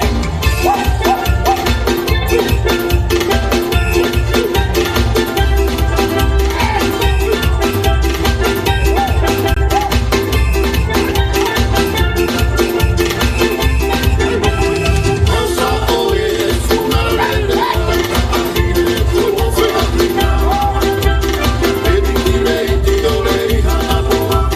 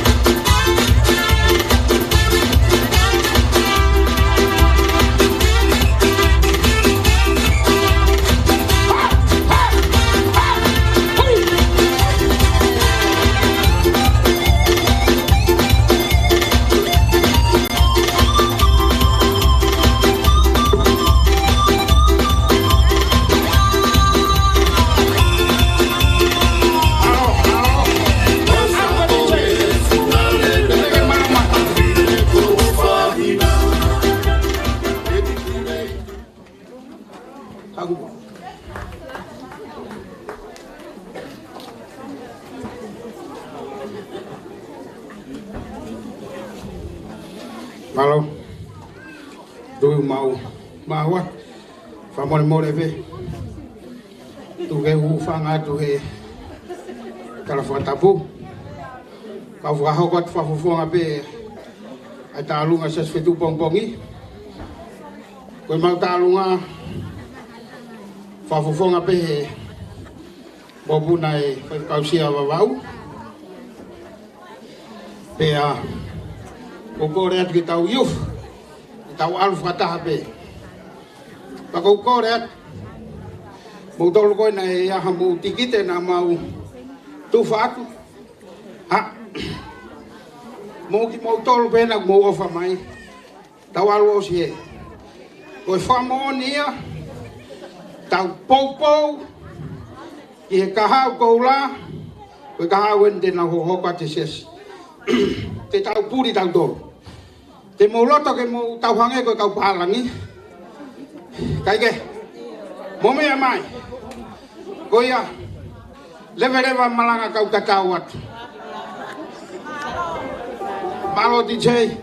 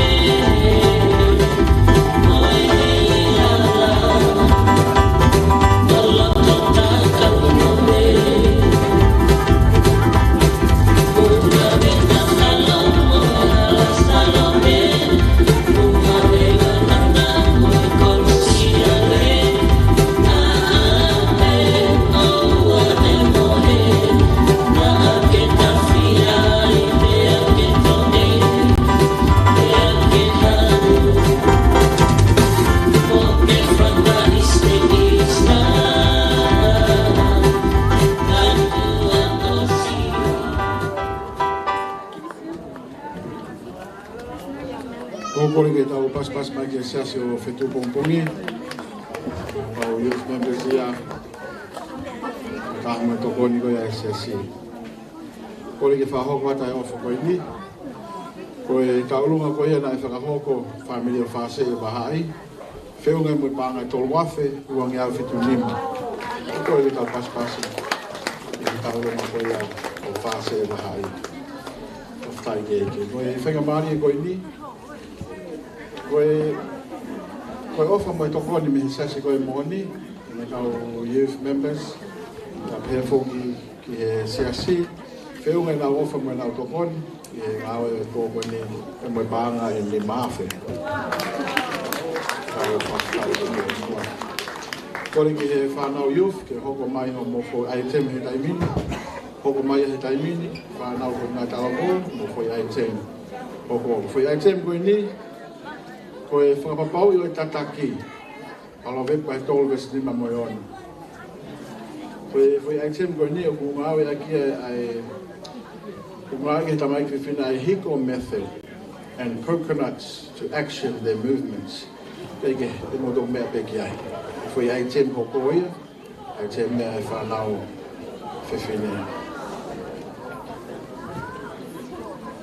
kore atu ki he mea lere koe ni 14TATU o ku Fiefia mau apito ke iwe e mea lere koe ni ki palpare mai lalo i e kāpā kore atu ki he mea lere koe ni whamemore ke iwe i he mea lere.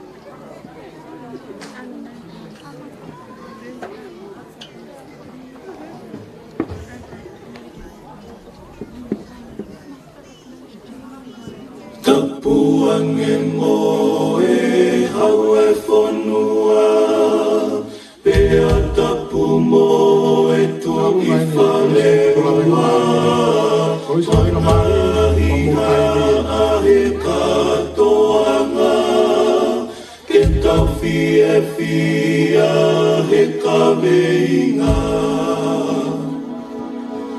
Tapuang e moe hau e whanua Pea tapu moe tu i whaleua Moi ngahiha a he katoanga Ke tau Fiefia he kaweinga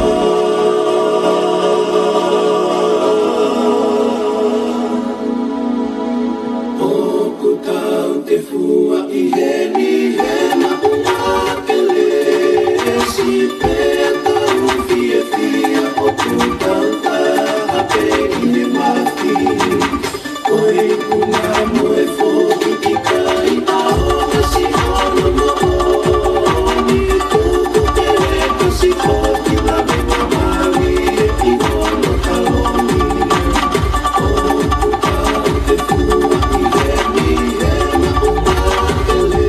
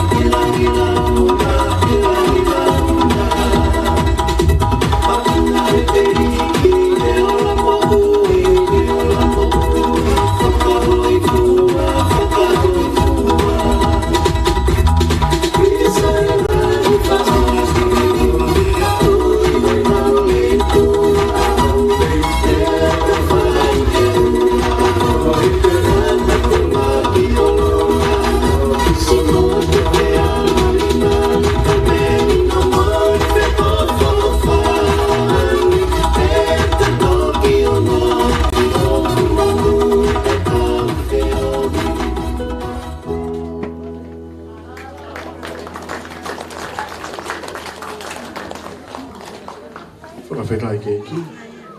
O whai ai te mea e whanau. Whanau whi whine. Kore ke whahoko ate e taurunga koini. Taurunga koini ai whahoko e uruaki manu. Whiunga e mo e pāngai tahawhe ua ngeau ki wanima. Kua petala nima pe tahawhe ngeau. Whenga maari e koe ni, koe whai ai te mhoko, whai ai te mea whanau tangata, koe nā whai kailao e, boys only raw dance. Kore ki DJ, tu mai pēr ki whai whasnau no, ai teu mai boys, i nā whai kailao koe ia, koko mai.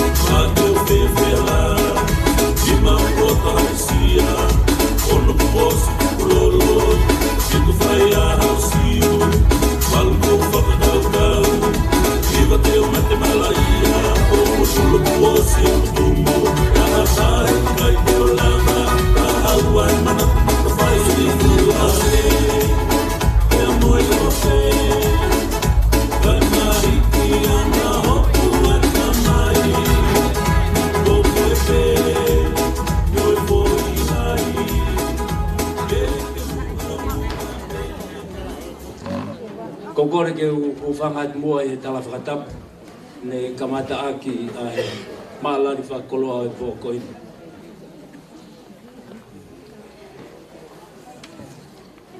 E kokore e tangata i whakausea ko hi ke whakahoko ai lewa ai ofisa panke pe a mio tau whunua pe a mi tonga. Me he panke whakalakalaka tau Fiefia tau mauheni a lim ta maue. Ko e ofisa banke o kune mea mai pe me tau ki whonua pe me tonga. He kai te u whaloloa ka te u kore anki ai, ke ne whakahoko atuia, ai uhinga o kune i heni ai. Ko ia ko kore ke tau paspasi mai mua ai ofisa banke o tonga. Malo pito, ke henga a Fetu'upongipongi, na fie wholaua. Pea, ku ke wholau koe i ho'o, ma pe wholau hea honi, siasi, Tokaikolo ia kaisi. Kai tuku pe ke, ki te no ai, ai ki mo tuku ia katonga eiki. Kolowe i pe o ku, hange o ku hala, e ku asi he poni. Ka koutu i te kaloto mamahi, o ka pau te usi tua me heni, kwa ke tuku e kolo ako e ni mao. Tuku e ke uki kai ha taimi.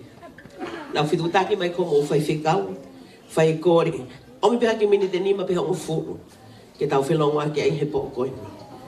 Mo winga, o i kui heni au koe ni. Ko winga ko ni tā maue, o kua whakakao tā ma ke panke ai whonua, panke tonga. Pa kok whatongia ko hono tuaki e tau ki panke. He no mo no fo muri. But you are the one with the money. Ka ko ulo e kwa mo kai ngai tonga. Kwa mo api tonga. Kwa mo siasi tonga. Kwa ho mo ngai business ke he tonga. Pa mo loto ke huange ho mo panga ki tonga. Ko le mai he poni. Mo ngai fonga pe. Paula to ke tuku ate ngai fonga koe ka tek mautolo, pa te alo au o takai, pa mo timi o maulama mai. Tasmania, Victoria, Shepparton, Brisbane, Perth, pa te tok fuk mai, ke tau whelong waki. Ka koloto ke ki prep koe, teu koe o taritari ka fuk mai. Mo mea mai peko fatfatau tua toa e lau koe ua. Taha, Tongas Bank. The other one, Ave Panga Pau. Koe koloa ene o tala mai, e he poate, ke tuku mai ki he whanua muri koe ni. E taimina hanga e tupo whao whotua e pangea e whanua, taiwa fitu. Nane tohi eni. Koe tau mua e pangea, ke tokanga au pito e pangea, kono whakalakalaka whakaekonomika tonga. Ko hinga e kuhene ai poni. Pake tuku atu hakoloa whakapangea maa. Hikini makau whatabang ki tonga. Alright. Ta koutu i peo kuke. Ta ko hinga i whonga au to tonga. Ave panga pau. Koloa whikaulake te tuku atu ke whakaukau ke ai he poni. Ave panga pau. You do everything on the phone. And it's free. Why do you have to pay, hohema? E toki atuang e hoopanga. Everything is free. E kukumi e pangea ngā he whonga. Ke whakatata hotua me he toi pēe me a koe whi. Kai a wangi ho seniti. Ko sio ke panga o tāna ki he pōni. Ko tu iau ha poe pespea mo tolu heni. Kana mo e paanga a homo kai ngā lotu. E huangi ki tonga. He kanya mo lawa mo toto e pēat ka taha heni. Hey, mai ha rate o ksai. Because the rate is fixed. Talk to us. Tāngi. He mau fixi rate. Te tau lawa o tala noa. Ulua kia. Hau e whonga. Smart. Whaingo fua. Te mau whanong hea pongpong he kautori fua i akau. Mo loka alo tonga COVID. Asinga ki kahana o mea lere. Got no license. They have to pay. Angahi mea lere koku. I ngai whama. Take them ki ngai sopingi. Kiu he ATM machine. Mapuni. Toyo kiu he agent. Usu ke halanga e panga e neawang ki tonga. Loloa. Talama i taha ka taurinta. Whaheka taha e mo fukat panga. Lele moi a he maire fia. Ke to kuang e panga. Koe alunga e panga. Ke hangaton pe mo maa. Alunga e panga. Pea no. Koe alunga e panga loloa. E loloa ia. Hau e panga e pon mo e whonga. Te tatok tala noa ki ai. Pati talantu pe. Ai hala ki ke mui ange ai. Hala no fee. Mo mea ai, te uate ki poin koe ni ka ngau nuat. Lahi pe ngau e pangke ke whai, pe ano fohe no. Ka kuhinga hopo mai pangke o whai ta wha koe ni. He koe ta wha ke nuk tau mo ui ai. Pa koe mea siv talang o fua ia. Mo ilo e panga uri. Ka sivianga he pangke a asteleriani, o ilo hanga he panga uri. Koe tā pune ai kei toi e paanga ki tonga. Wanoa mai Australia, ki he panke e ne laisen. Ke ne ave ha paanga mei heni, mo omi mei tonga ki heni. Pautalangi ho mo whonua, ai lau ke mautalango fua ki ai. Wao ke mea te ure aki he poni, o omi mo e whakangata ki a te au. Koe lau e ho mo whonua. Kau whakata e Australia, ke tukuang e ho mo paanga. Whikaua, ko koe ku ke whie mau ke whakawa hao tohi pangke ki tonga. Koe lau ku pau e tau whisi o whaki. So po ni ko sio taka tek motor. Koe akau ni koe ni, during COVID, na mau sio le vai pangke. Ka ke toi lavange sino e tangata, ke whai no whatongia. Talamange po hai mena lavange. Ko ho o panga. Taimina mapunia e poda, lahi e mate. Na kusio ke he panga e ne huange. Mahino ka te au koe i via, koe whatongia ia. He ko nofo e sino hen. Ko hoi vina ia wange o ne whai ho o kawenga. And you feel great. He ko lava ho whatongia. Saving account. E lava ke whakawa. Te ufoki mai, pa ke tantariange. Moimoi pepes Facebook ai pangke, ai o ke loko ave panga pau. Moimoi ange ai. E te mautuku mai ai, ai taimi te maufok mai ai. Ka pau ke hori te angi tonga, Mari, Putu, saving account. Molo ka lawe poto ko Solomone. Ko ke no ya pe ke ya tu ngalo, hu fanga fata pu isenen. Kapau te ke sia tu ngalo, talai Solomone. Alu ki hello ai makauna. Ko ha makau. Makau kata hu ne waste me ko time, ba ne waste me ko money. Ya ka kai na makau he me ko time. Kahiri ko ya ko time ko me o tu. Ba ko me kai makau he me ko panga. Kau talai Solomone. Alu o sio fetungalo. Pa te ke ako me ai. E fetuku pe e lo me akai prep he taimi ko toa. Au panga pau ia. Ka wai haki tō noa mo hawa noa toi ho akau ni hen. Riang e pe ko akau ko i tonga. From you to you. Through here. Toko mai mo net. Ke ni siong e pe ko i ki hopa. Saving account. Whaiwhika? Mo fia langa. Kawan he mea tokan kai pange. Te mau tangot mo e fu tangai panga. Peha. Whai pai fu. Whema panga ke vilo. Mo whakau ka mo no. Mo loko sila he pange ia. Ka no hanga he sia seka ke hola he sia sia. E tata pe he sia sia e ne no. Ka no hanga he apea ko he kai hola nga he apea ko ia. E tata pe na ngai no. Ka kwa me mo tokan ki ai. Uinga e he. Whaka Moimoi. Te uki tala noa ke mea koina. O kai whehui o ngā me pangke he taimini. Ko hai tene langa tonga. What's gonna be tonga? Ko tui te mea ki tonga. Still look the same. Ngai whare koe tai whanau ki kohiri. Still there. Still look the same. Moa ka panga tonga me mo tolu pe. Malo mo e ofa. Mo whakawa mo mafu.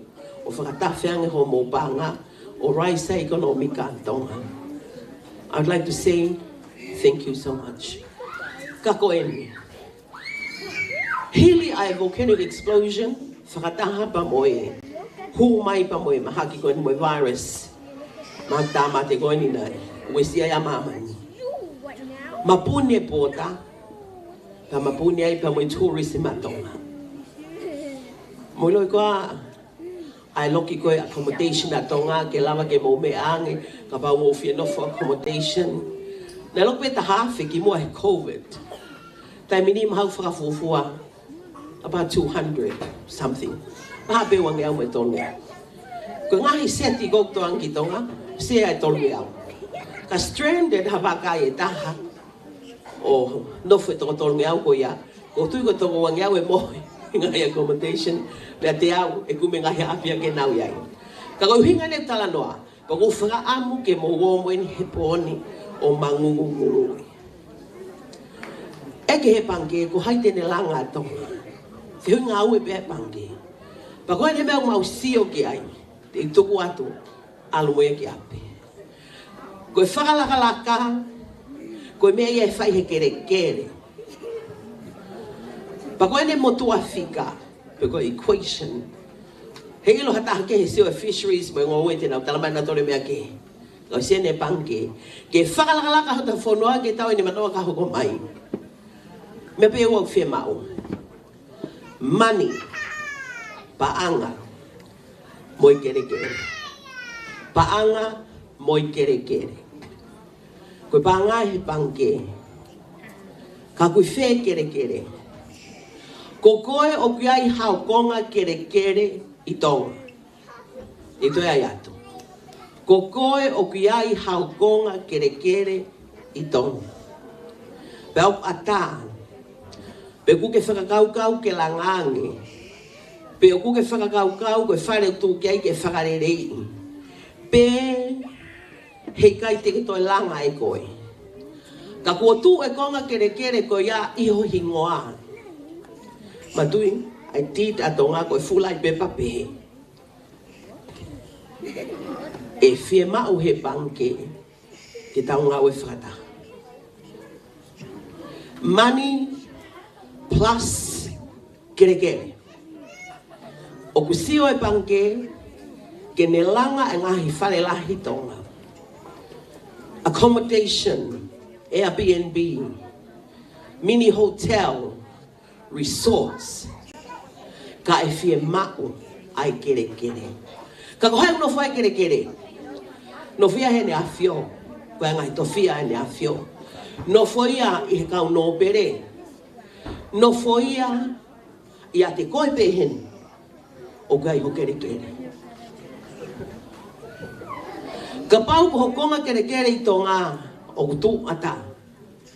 Pea ku ke whakaamu ke ngā ue pa moe panke. Rea ngā ue panke ha moua. Moe tonga. Ma uia me hima mori toni ko upehe. Koe tau ka venga ia moe mawhasia koe ha. Koe ha motaha.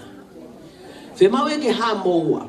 Hau homisi, tara te panke mhono ma whakapanga. Ke langa hota whonua. Ke langa tau tourism. Hotere, mini hotel, resort, Airbnb. Tari mai panke, mo de ki se niti o kumau. Whe mau ho kere kere. Whakawau ho kere kere. Pukaha mea te ke whai aki. If you're interested, Moimoi mai he best Facebook a koe panke, ave panga pang. There's one for New Zealand, there's one for Australia. Moimoi mai ai, te mau update mai. O tonga ngā ue panke, finalize ngai mea. Ka ugea i ngahi tāketi, ke ngahi whare e langa. Ko koe wai hau kere kere, ke loto ke tukuange ki he panke. E langa i e panke, po ha whare tol kilu, whare tol kilu, mawelo ke tol pe wha, whare wha kilu, mawelo ke wha pe nim, whare ni ma kilu, me mawai haloki, ono pe fitu. Te ke tukuange. Of course, e ho portion. E o atu. Te tau toku ate whakai ki kia moi. A kou tuku at pe ki ate koe. Wai pe inas kere kere iau, inas whare o tonga, hapai, wawau, e ua. Pa koe whakaamu, ke tu whake development ni, i he ngahi constituency. Ang ha whare whia tonga tapuruaki, whare whia tonga tapua, tonu. Ko tu yok whenua i tāna. Go home, pa ke whakaukau ke ho kere kere. Moiloi, ko mene tahte u whakao siaki. Na mai nui sila i tau ko o sing. Palo tonga i kutu i mua, i he kauntori, ko fufu ke tonga tonu i au. Na ko ngai ne tala mai heo tua ka te au. Neo ngoai e mau, ha kere kere, o i kakaini i he whanua muri. Even if you own a piece of land or home here in Australia, New Zealand, America, Japan, China, it will never be the same. Moha piece of land itong. Hena tuku mai ka te au. Ko ta mahu nga ia ho kere kere. O se tawra ka me ka kai. New Zealand tala mai. O te toka ngau ko kere kere itonga. Go home. Think about it. E koe mea pētahna e tuku ki tonga, e tonga ki olunga. Ko mea pētahu tau mau. No silver, no gold, no iron, no oil, no gas, no nothing. Mea pētahna e tuku mai. Mea pētahu tau mau i tonga. Lau i kere kere. Kau ke whiekau he polo kalama koe ni. Tau tok tala noa, ka hiri kai ha whare. Pea lere veriu ho kere kere, me he taha mano, poko e ua mano o tolu kilo. Kere kere pe na hiki ki olunga e tu poulu aki. Pea koutui koe kere kere pe, e whakafoma iai, o tau tampo aki. Whakamalo lahi a te mau taimi. O mui muiang he pes Facebook a panke, awe banga pau, te mau update mai iai. Te mau tok whoki mai, whakafuafua ki he wike, whakaosio me. Ka pau ke loto ke tau tala noa, ka pau ke loto, ke whakawa hao a kauni, awe se ni te awe panga pau, tonu eiste o mani. Ha meo ke toi pei ki o he mā, ki awe paanga, ki tonga. Tau nofo whakatatau ki he lau mo ako e toi tapu, be smart with our money. Ka te ke smart, o ka pau te ke whiri, whongota tonu. Whamalo whawhikau ka te koe, whamalo ka te kmotol kotoa, mana e mau taimi, mau whakapapatu. Me he poate, CEO, mo i kau ngā ue panke ai whanua. tua whātua.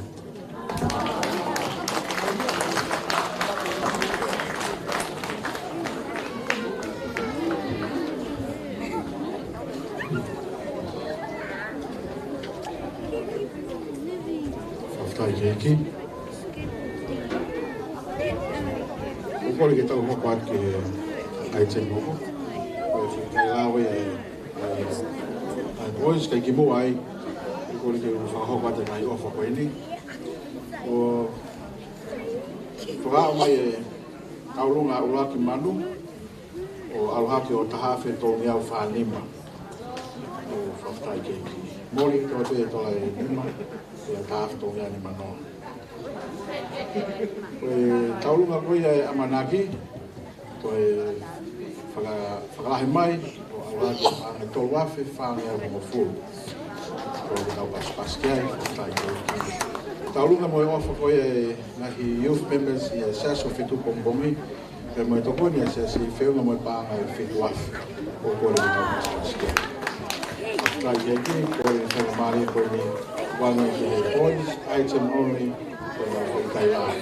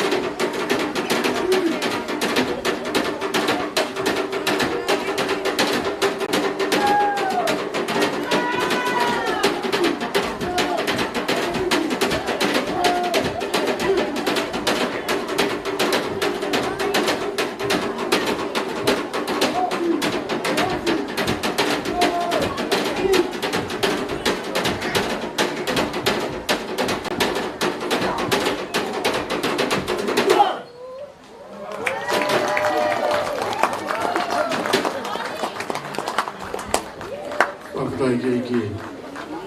Foi ai ten kai lawe e whanau. Koe whanau koni ko nau toki whaine fui whaiva koe kai lau. Kai ke, whawhetai ke i ki. Kore ke ti jei tuk mahi fui whasi. Te teu mai ai flow show. Flow show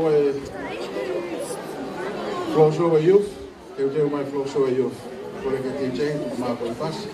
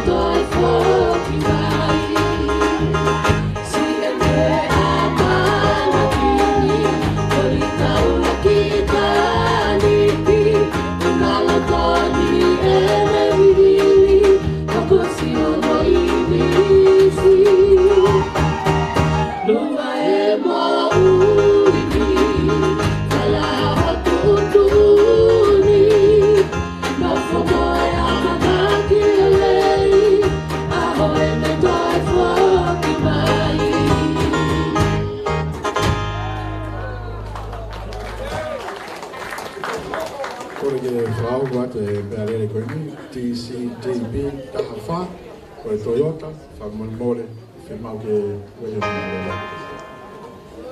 TCTB Tafa, Toyota, fa Moimoi, fe mau ke wele mele. Fai ba hogo siu alo o me mai ke.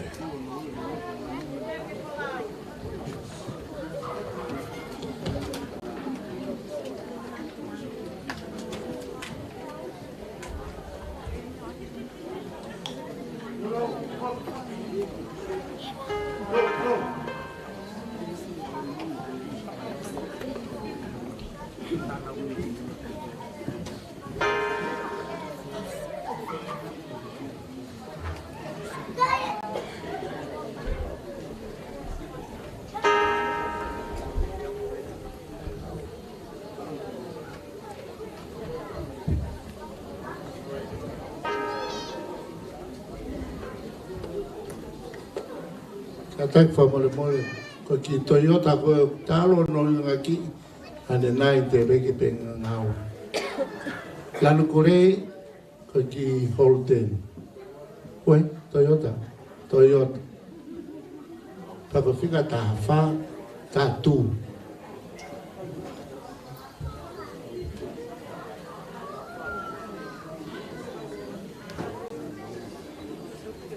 Malo.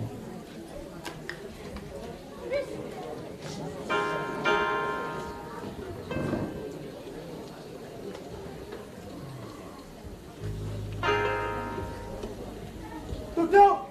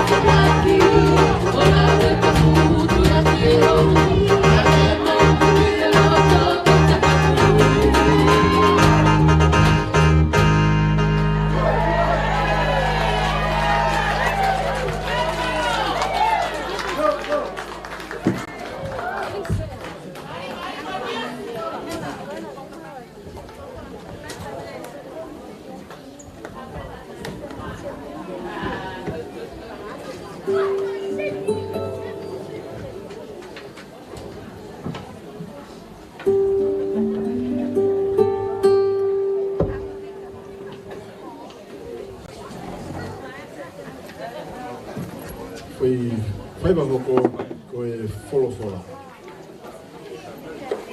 Ko hili mea e folofola, ko le ke seasi ko ia o Blacktown ofa, ke mo hoko mai lewa, e hili ko ia e floor show, o fo ia tem o e folofola.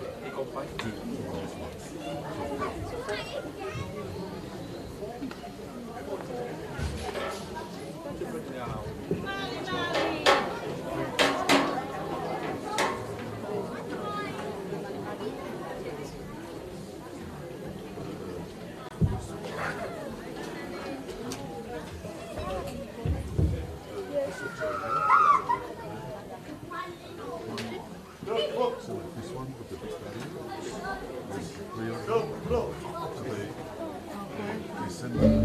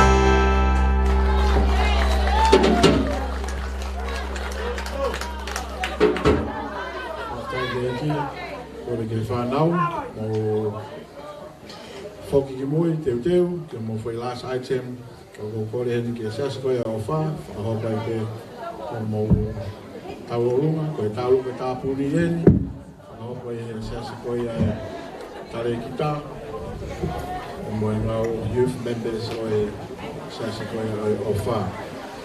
Koe hiri pe koe a taurunga tāpuni, e whakahopai pe a rea whakamālo. O rotonga koe a ku teu teu ai whanau ki he nau koe ai tem whakaosi, koe koe whakahawaii, koe aweinga o e koe ai tem whakaosi, the Lord's Prayer. Whaosia ki a ai tem o ko koe ni, a toki whakamā boko, koe mātai koe whakaosia. Koe ai whakamari koe ni, tu wāngai ki sesa o wha, ke nau o mai, koe tāunga kāpuni, koe tonga tau e tari gai, koe ke DJ, koe mai pēke, kasi.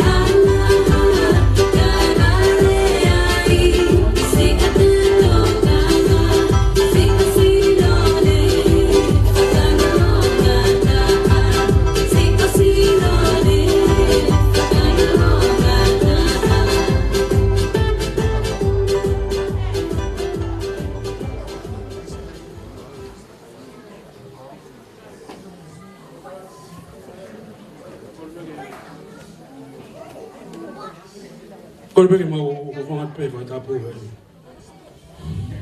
Kakota peke talunga wene grupo e wha. Whataha pe talunga grupo e wha.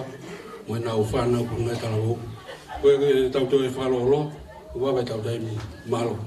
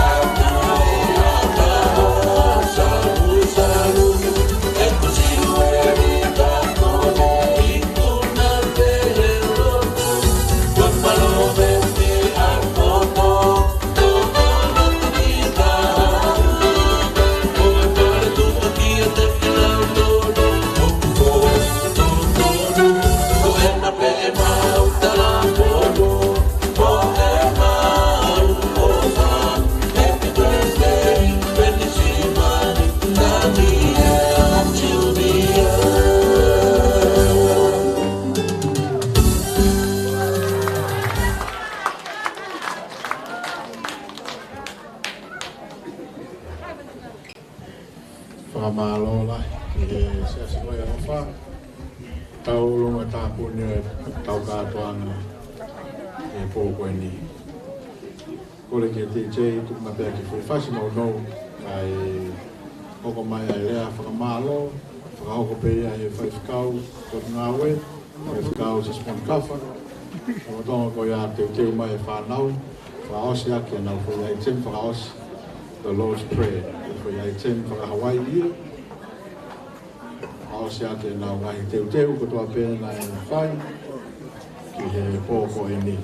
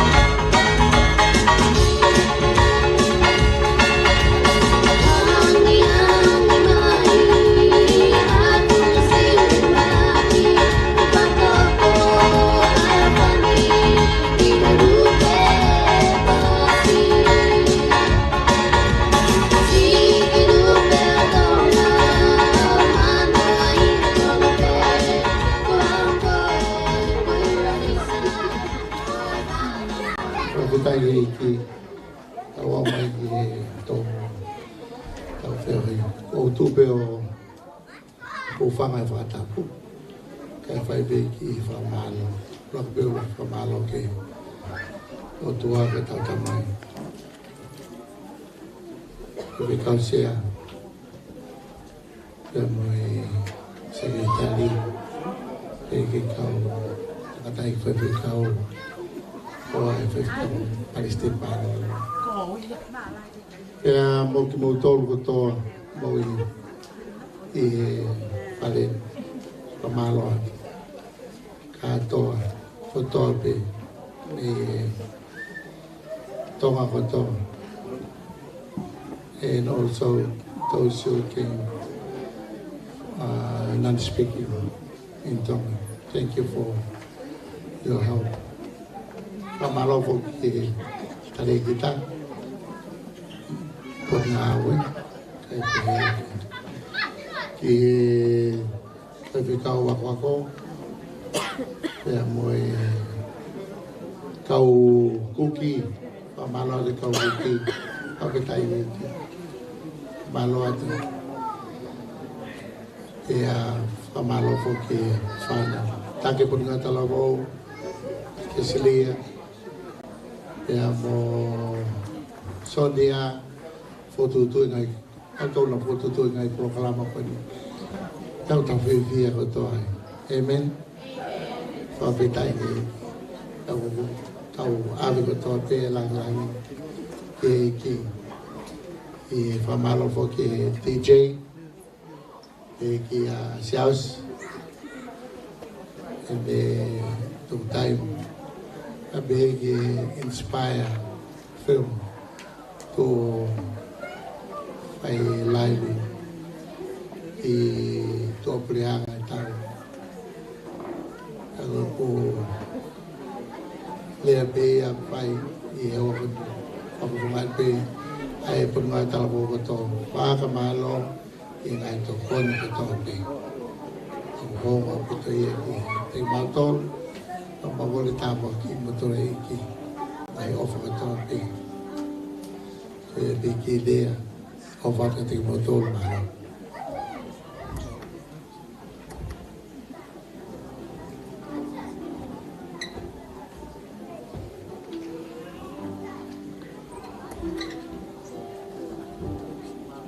tai keiki o lo ma pe me ma mai fa na ko le ke ti che tu mai pe mai fas ma mai fa na ko fa ho pe na foi e chen fa os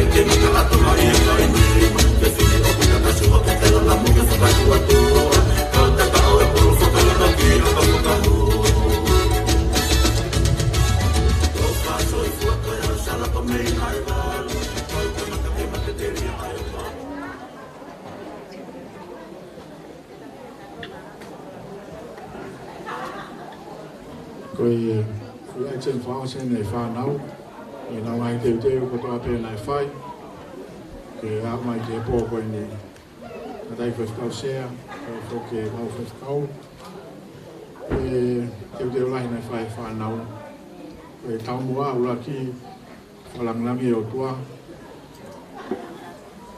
ai ngatai ko vi ke tau ko speli e Moimoi ai tonu no ko la so singa ni ai tinga fa na na te ni fai tawang la me to the Lord's Prayer.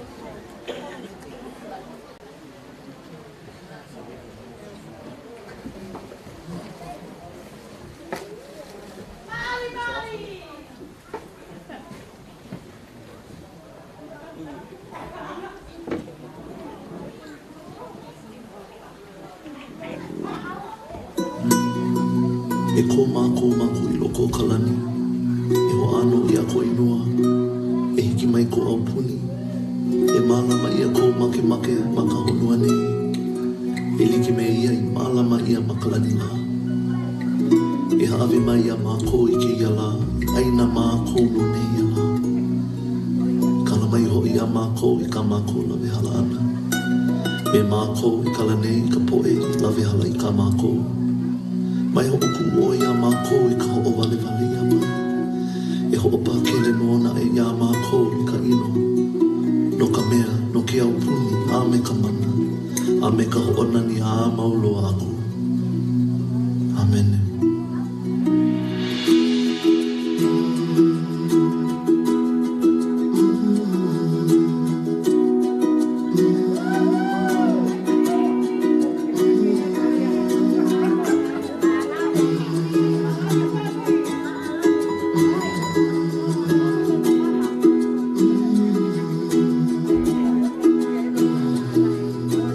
This is how we worship. This is how we give praise.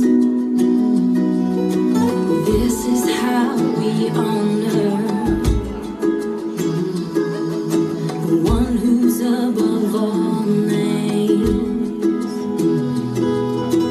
This is how we show love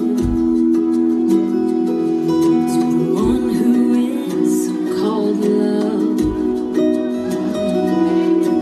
This is how we worship. This is how we worship.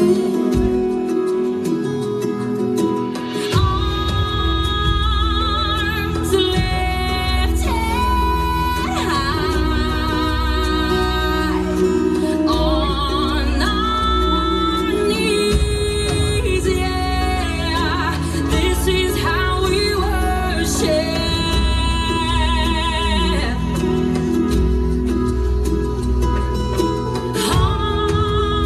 Hearts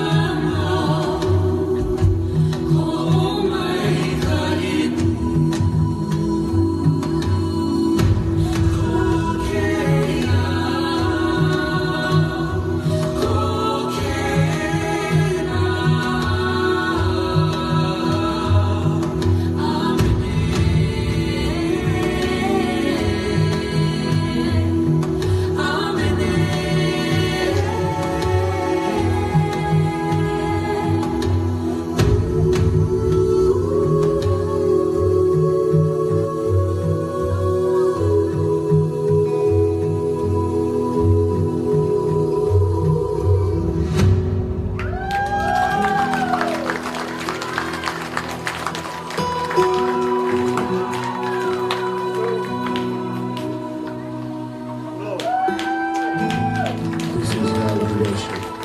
Whawhetai ki he ki. Kore ke mo mea mai a ki lau. Tō mai tau whala. Wang lewe whainga maare koe ni. Kanai koe whakao sea.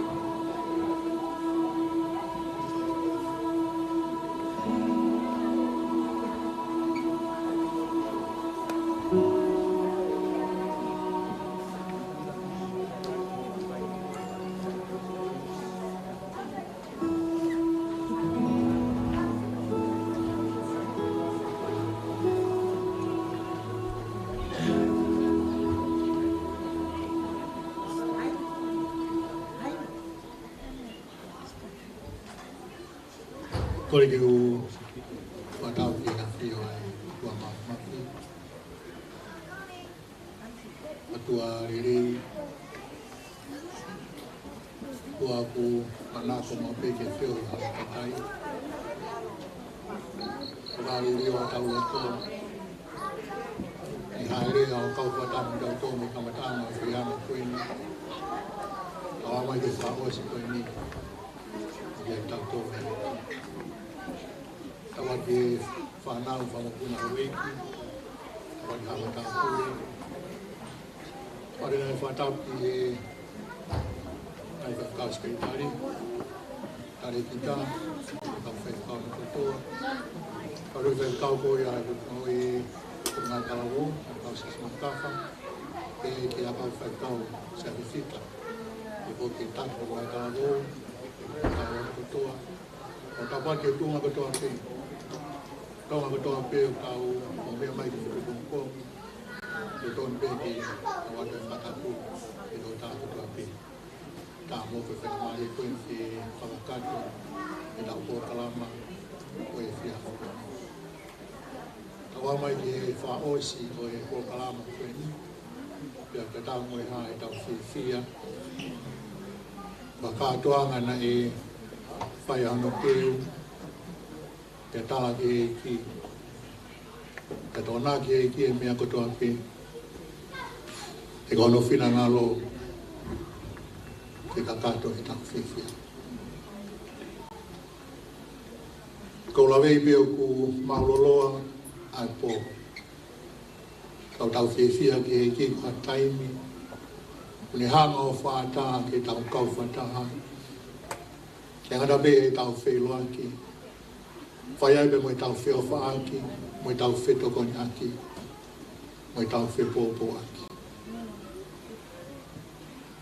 Ke ngana pe e tau whanongo, ke wholofola, pe ke ngai hiwa, pe ke tau mamea tokoni, ke mea kotoa peo e poa koina, ke teo peo aki. O tau whawhitai ai, ke o tua mawhawhi. Nea o iswahai kua tu e whamalo, ka po whamalo atu. Tōnga kotoa pē, ko tuo tainga ke mea mai, ke hapa Fetu'upongipongi, ke tau kau whataha e pōkoi. Ore nei whai MC, tau nei ne whā, Tau whahau e ne tina I hene. Tau re tau mo hae Fiefia he tau whea aki. He ofa e o tua. Neo e ngahi I whaingata aku hoko. Hoko mai fu mahaki whahau haka. Alo e tuai tō lai. Tau kei whanonga mai pē. Tau koe kwa mea si e tau whea aki o koe. E weu tau ilo I. Te ofa pē o tua. Tau whamana te te koutou. E kai ke whaia I peo tai ngata, e tau whiha aki. E pe aho. E pe aho. E tau alo I pe me mamai. Mahau mea I kotoa pēa e mea koko sia si. O taha tanai whaifkau e ko whaifkau sene mahai. Uia e otua. Lo tonga e Fiefia. Ka mai teo koe ne kātoanga koe ni. Ko ngona mai. Ai ui e atua. Ka mea utala mai e whorofora. Tau Fiefia. Ka mea utau Fiefia I. E mtu e tau whalala I e atua. Ka mea utau Fiefia I. Na iaho tau whainga maari. Ke tau tāria tau aisi ke he tau mohui. Ke tau maua e Fiefia. Ko whakoloa ia e poa koe ni, te tonu, ai whika veinga, o whahau koe poa koe ni. Ko rea whatau tau lue nei whaia postolo ko Paula ke kainga e whiripai. E talangi, Fiefia mau pē I ki, kautoi ai atu, mo Fiefia. Kainga tonga, koe Fiefia, whaia e ki. Koe me tau Fiefia na tō, whakai tangata. Kau Fiefia he ahon, pe loto mamai a tō. Fiefia pe mea au whiunga, o anga de whakau kau. Kau tō taha kau ihe eiki, koe Fiefia koe ia, kei ke tō ore ana. Ko reo pe a Fiefia, e ui tō ia tā whiana, pe moi whamiri. E ui maon ono whai o tua, e whaifkau I hasana mahare. Pe tau pia pia mo koe pia mo au, ke tau mao e Fiefia ko ia, kau whamana tua tu. Koe Fiefia ko ia, e mao pia he tō ta. O me tāre a ko heskene mo. E mao pia he tō ta, o ne mao ka heskene mo. E Fiefia ko ia. Fiefia hau tangata. Whadaangi o tō mawhmawhi, ne whai tāpikina ki mō tōru ko tō pē. Whautai ki e ki pia mo e whulanima mō whai pō koe. Ka mea koe ofa, o ki tongi ofa pē. Me ka venga pa me whatu tuku. Kana hui koe o tua ki mea mai ki ampo Fetu'upongipongi. Pea whola o nima. E tai maria e ka venga mo whenga koe ni o whai. E ke maulawa e mau tōlu o tō tongi whawhokia. Ka wai e tōka tā. Ko sisu laisi. E hao tō tongi whawhokia. I heni, I he mani. Ko oflai la mō tōko tō api. I hua whao kalaisi. Whiunga ai ofa e pōko e ni. Na mai pānga e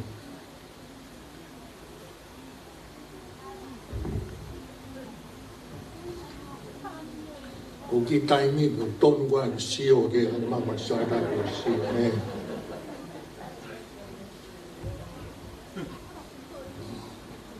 I kata alunga ko ya ofa te o panga ta mano te o whaka toa mo ofa whae pōko ni mo panga e whamano whaafi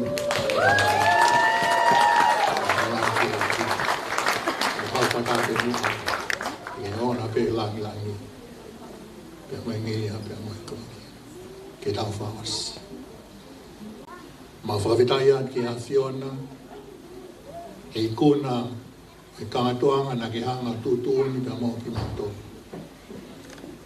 e whahoko e whakaukau pe me tare ki tā pe ke whaifkau Ke foki e potonga I tana wo. E whakaro e kawea koe ni eiki, ko a whenga ha seniti. Ko e sio, ko a mea ngā ue, ko I pe koe kōsperi. E mau whawhetai, mo whawhetai. E whai e tala ke e awhiona. Ke hanga teu, ai mea koto. Nā ke teu pe ai kakai. Nā ke teu pe mo e paanga. Nā ke ui ke mau I heni e api ko Fetu'upongipongi. O whai ai e mau whola nima. E whawhetai ai ho mau lau maari. Mahake ai fu ofa koe ni o e pō koe ni. A rea mau whai ko e mau whawhetai. Tamaina e a mau mea mato. Ko e mea kotoa pe, ko e mea awhiona. Ka koho whilanga lo, ke hoko, ai mea ko ia, ke langi ia I pe awhiona. Mau whamalo ki awhiona ko I kuna po koe ni, whawhetai mo whawhetai. Mau whantawangi pe ke owe langi. Taimta tau pe mau whamimoi atu, ane aha tono no, e po koe ni, tu mua ke mau mufanga atu, e tātaho alo ko Sisu Christ. A whiona ke sikai ngā tonga katoa eiki o pang I heni. Wa sikai ko nau whoki atu eiki. Ana ke nau whoki atu ko nau mai api. Ang maltu maho la marie. Ke wha whoki le eiki. Ko nau mai api tau tau. Tui mau lawa tua ki sayone a pongpongi o whanongo. Ke tala mōni o ke wholowhola e a whiona. E mau no whomau e a whiona. Tui mau hoko koe kakai. Koe kakai tonga. O mau Fiefia.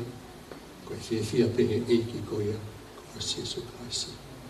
A tau mari maa wha mai lote, lau mari madone a whio. A whai kona e mau lote ua wha alo ko Jesu Christ, ka ko mau wha mo.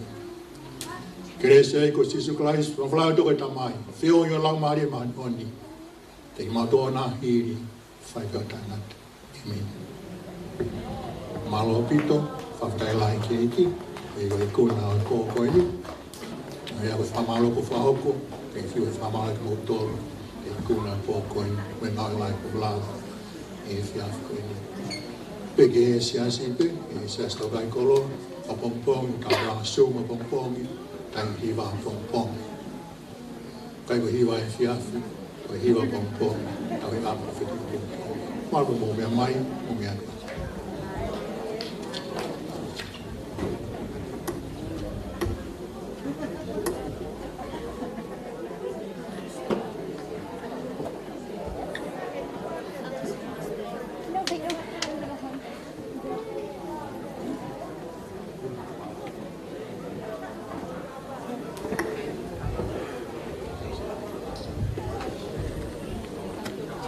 Kaike, koe lawa e katoa mai pō wani. Ore a te jei, tuku maki fwoi whasi hena pe mai pō ngā tāwō. Te kei ke tau taha ua, tuku mai peke fwoi whasi.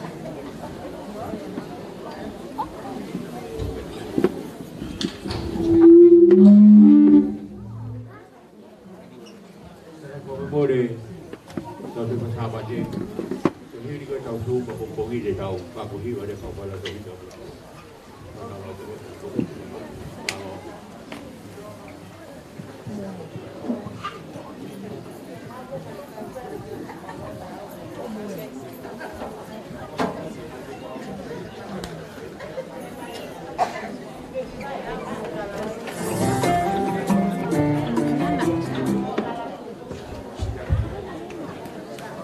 Pamanato pe hoa kau whatkau.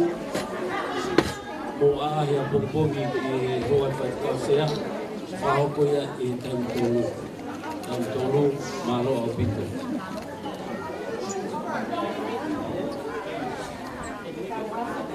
Kore te youth te whae tau tae muan, te poi ngā tala wō, kore te mua mai ki Mama Stacy, te kutu ai au se ai, ai tau tā, ngā tau tā te whae.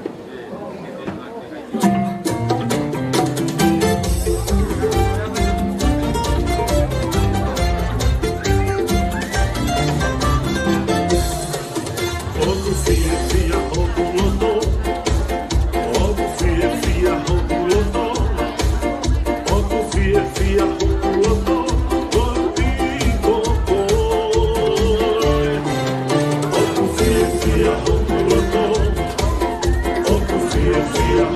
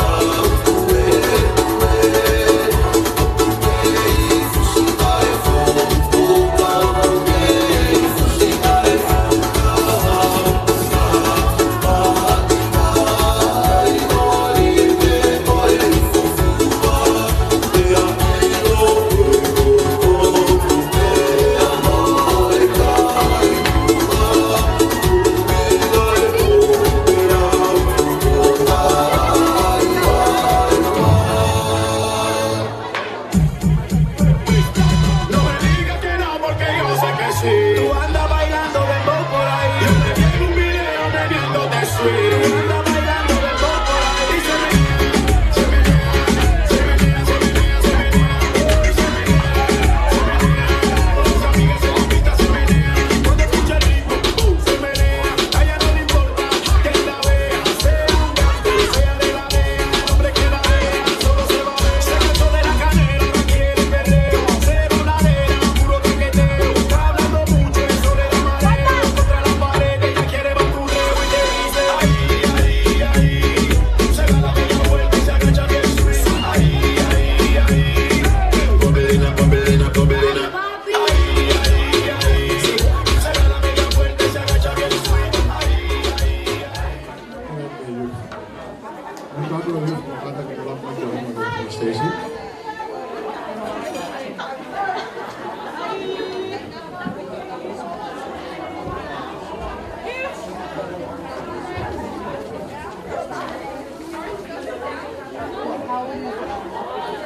Yo fue de Bilimón, no me da tanta.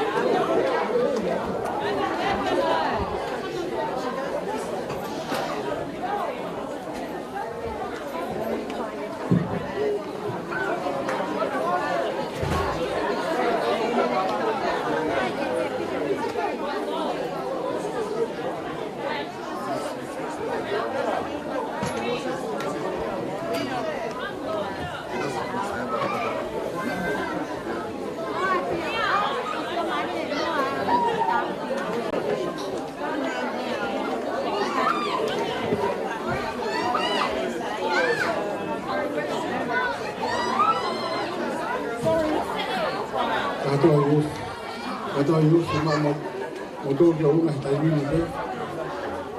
Kalau macam nak tadi ke, tahu macam apa. Atau ayuh semua yang tadi ni tu.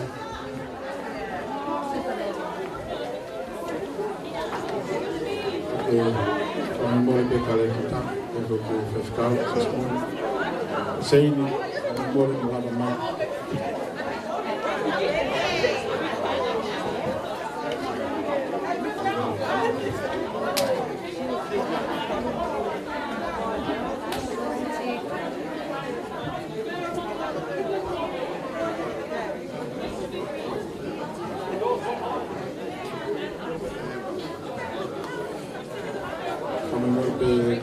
Kalau kita kalau pengen mari sesuatu pada pikir.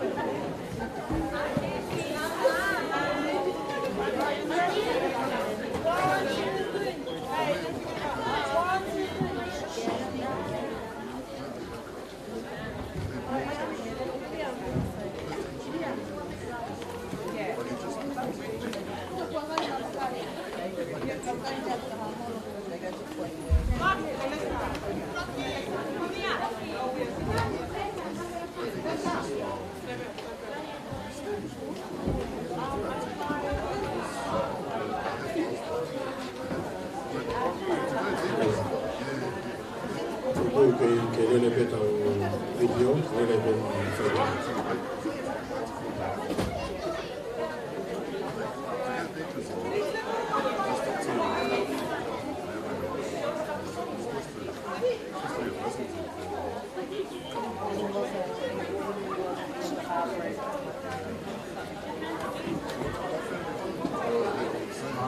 Mau, siyo.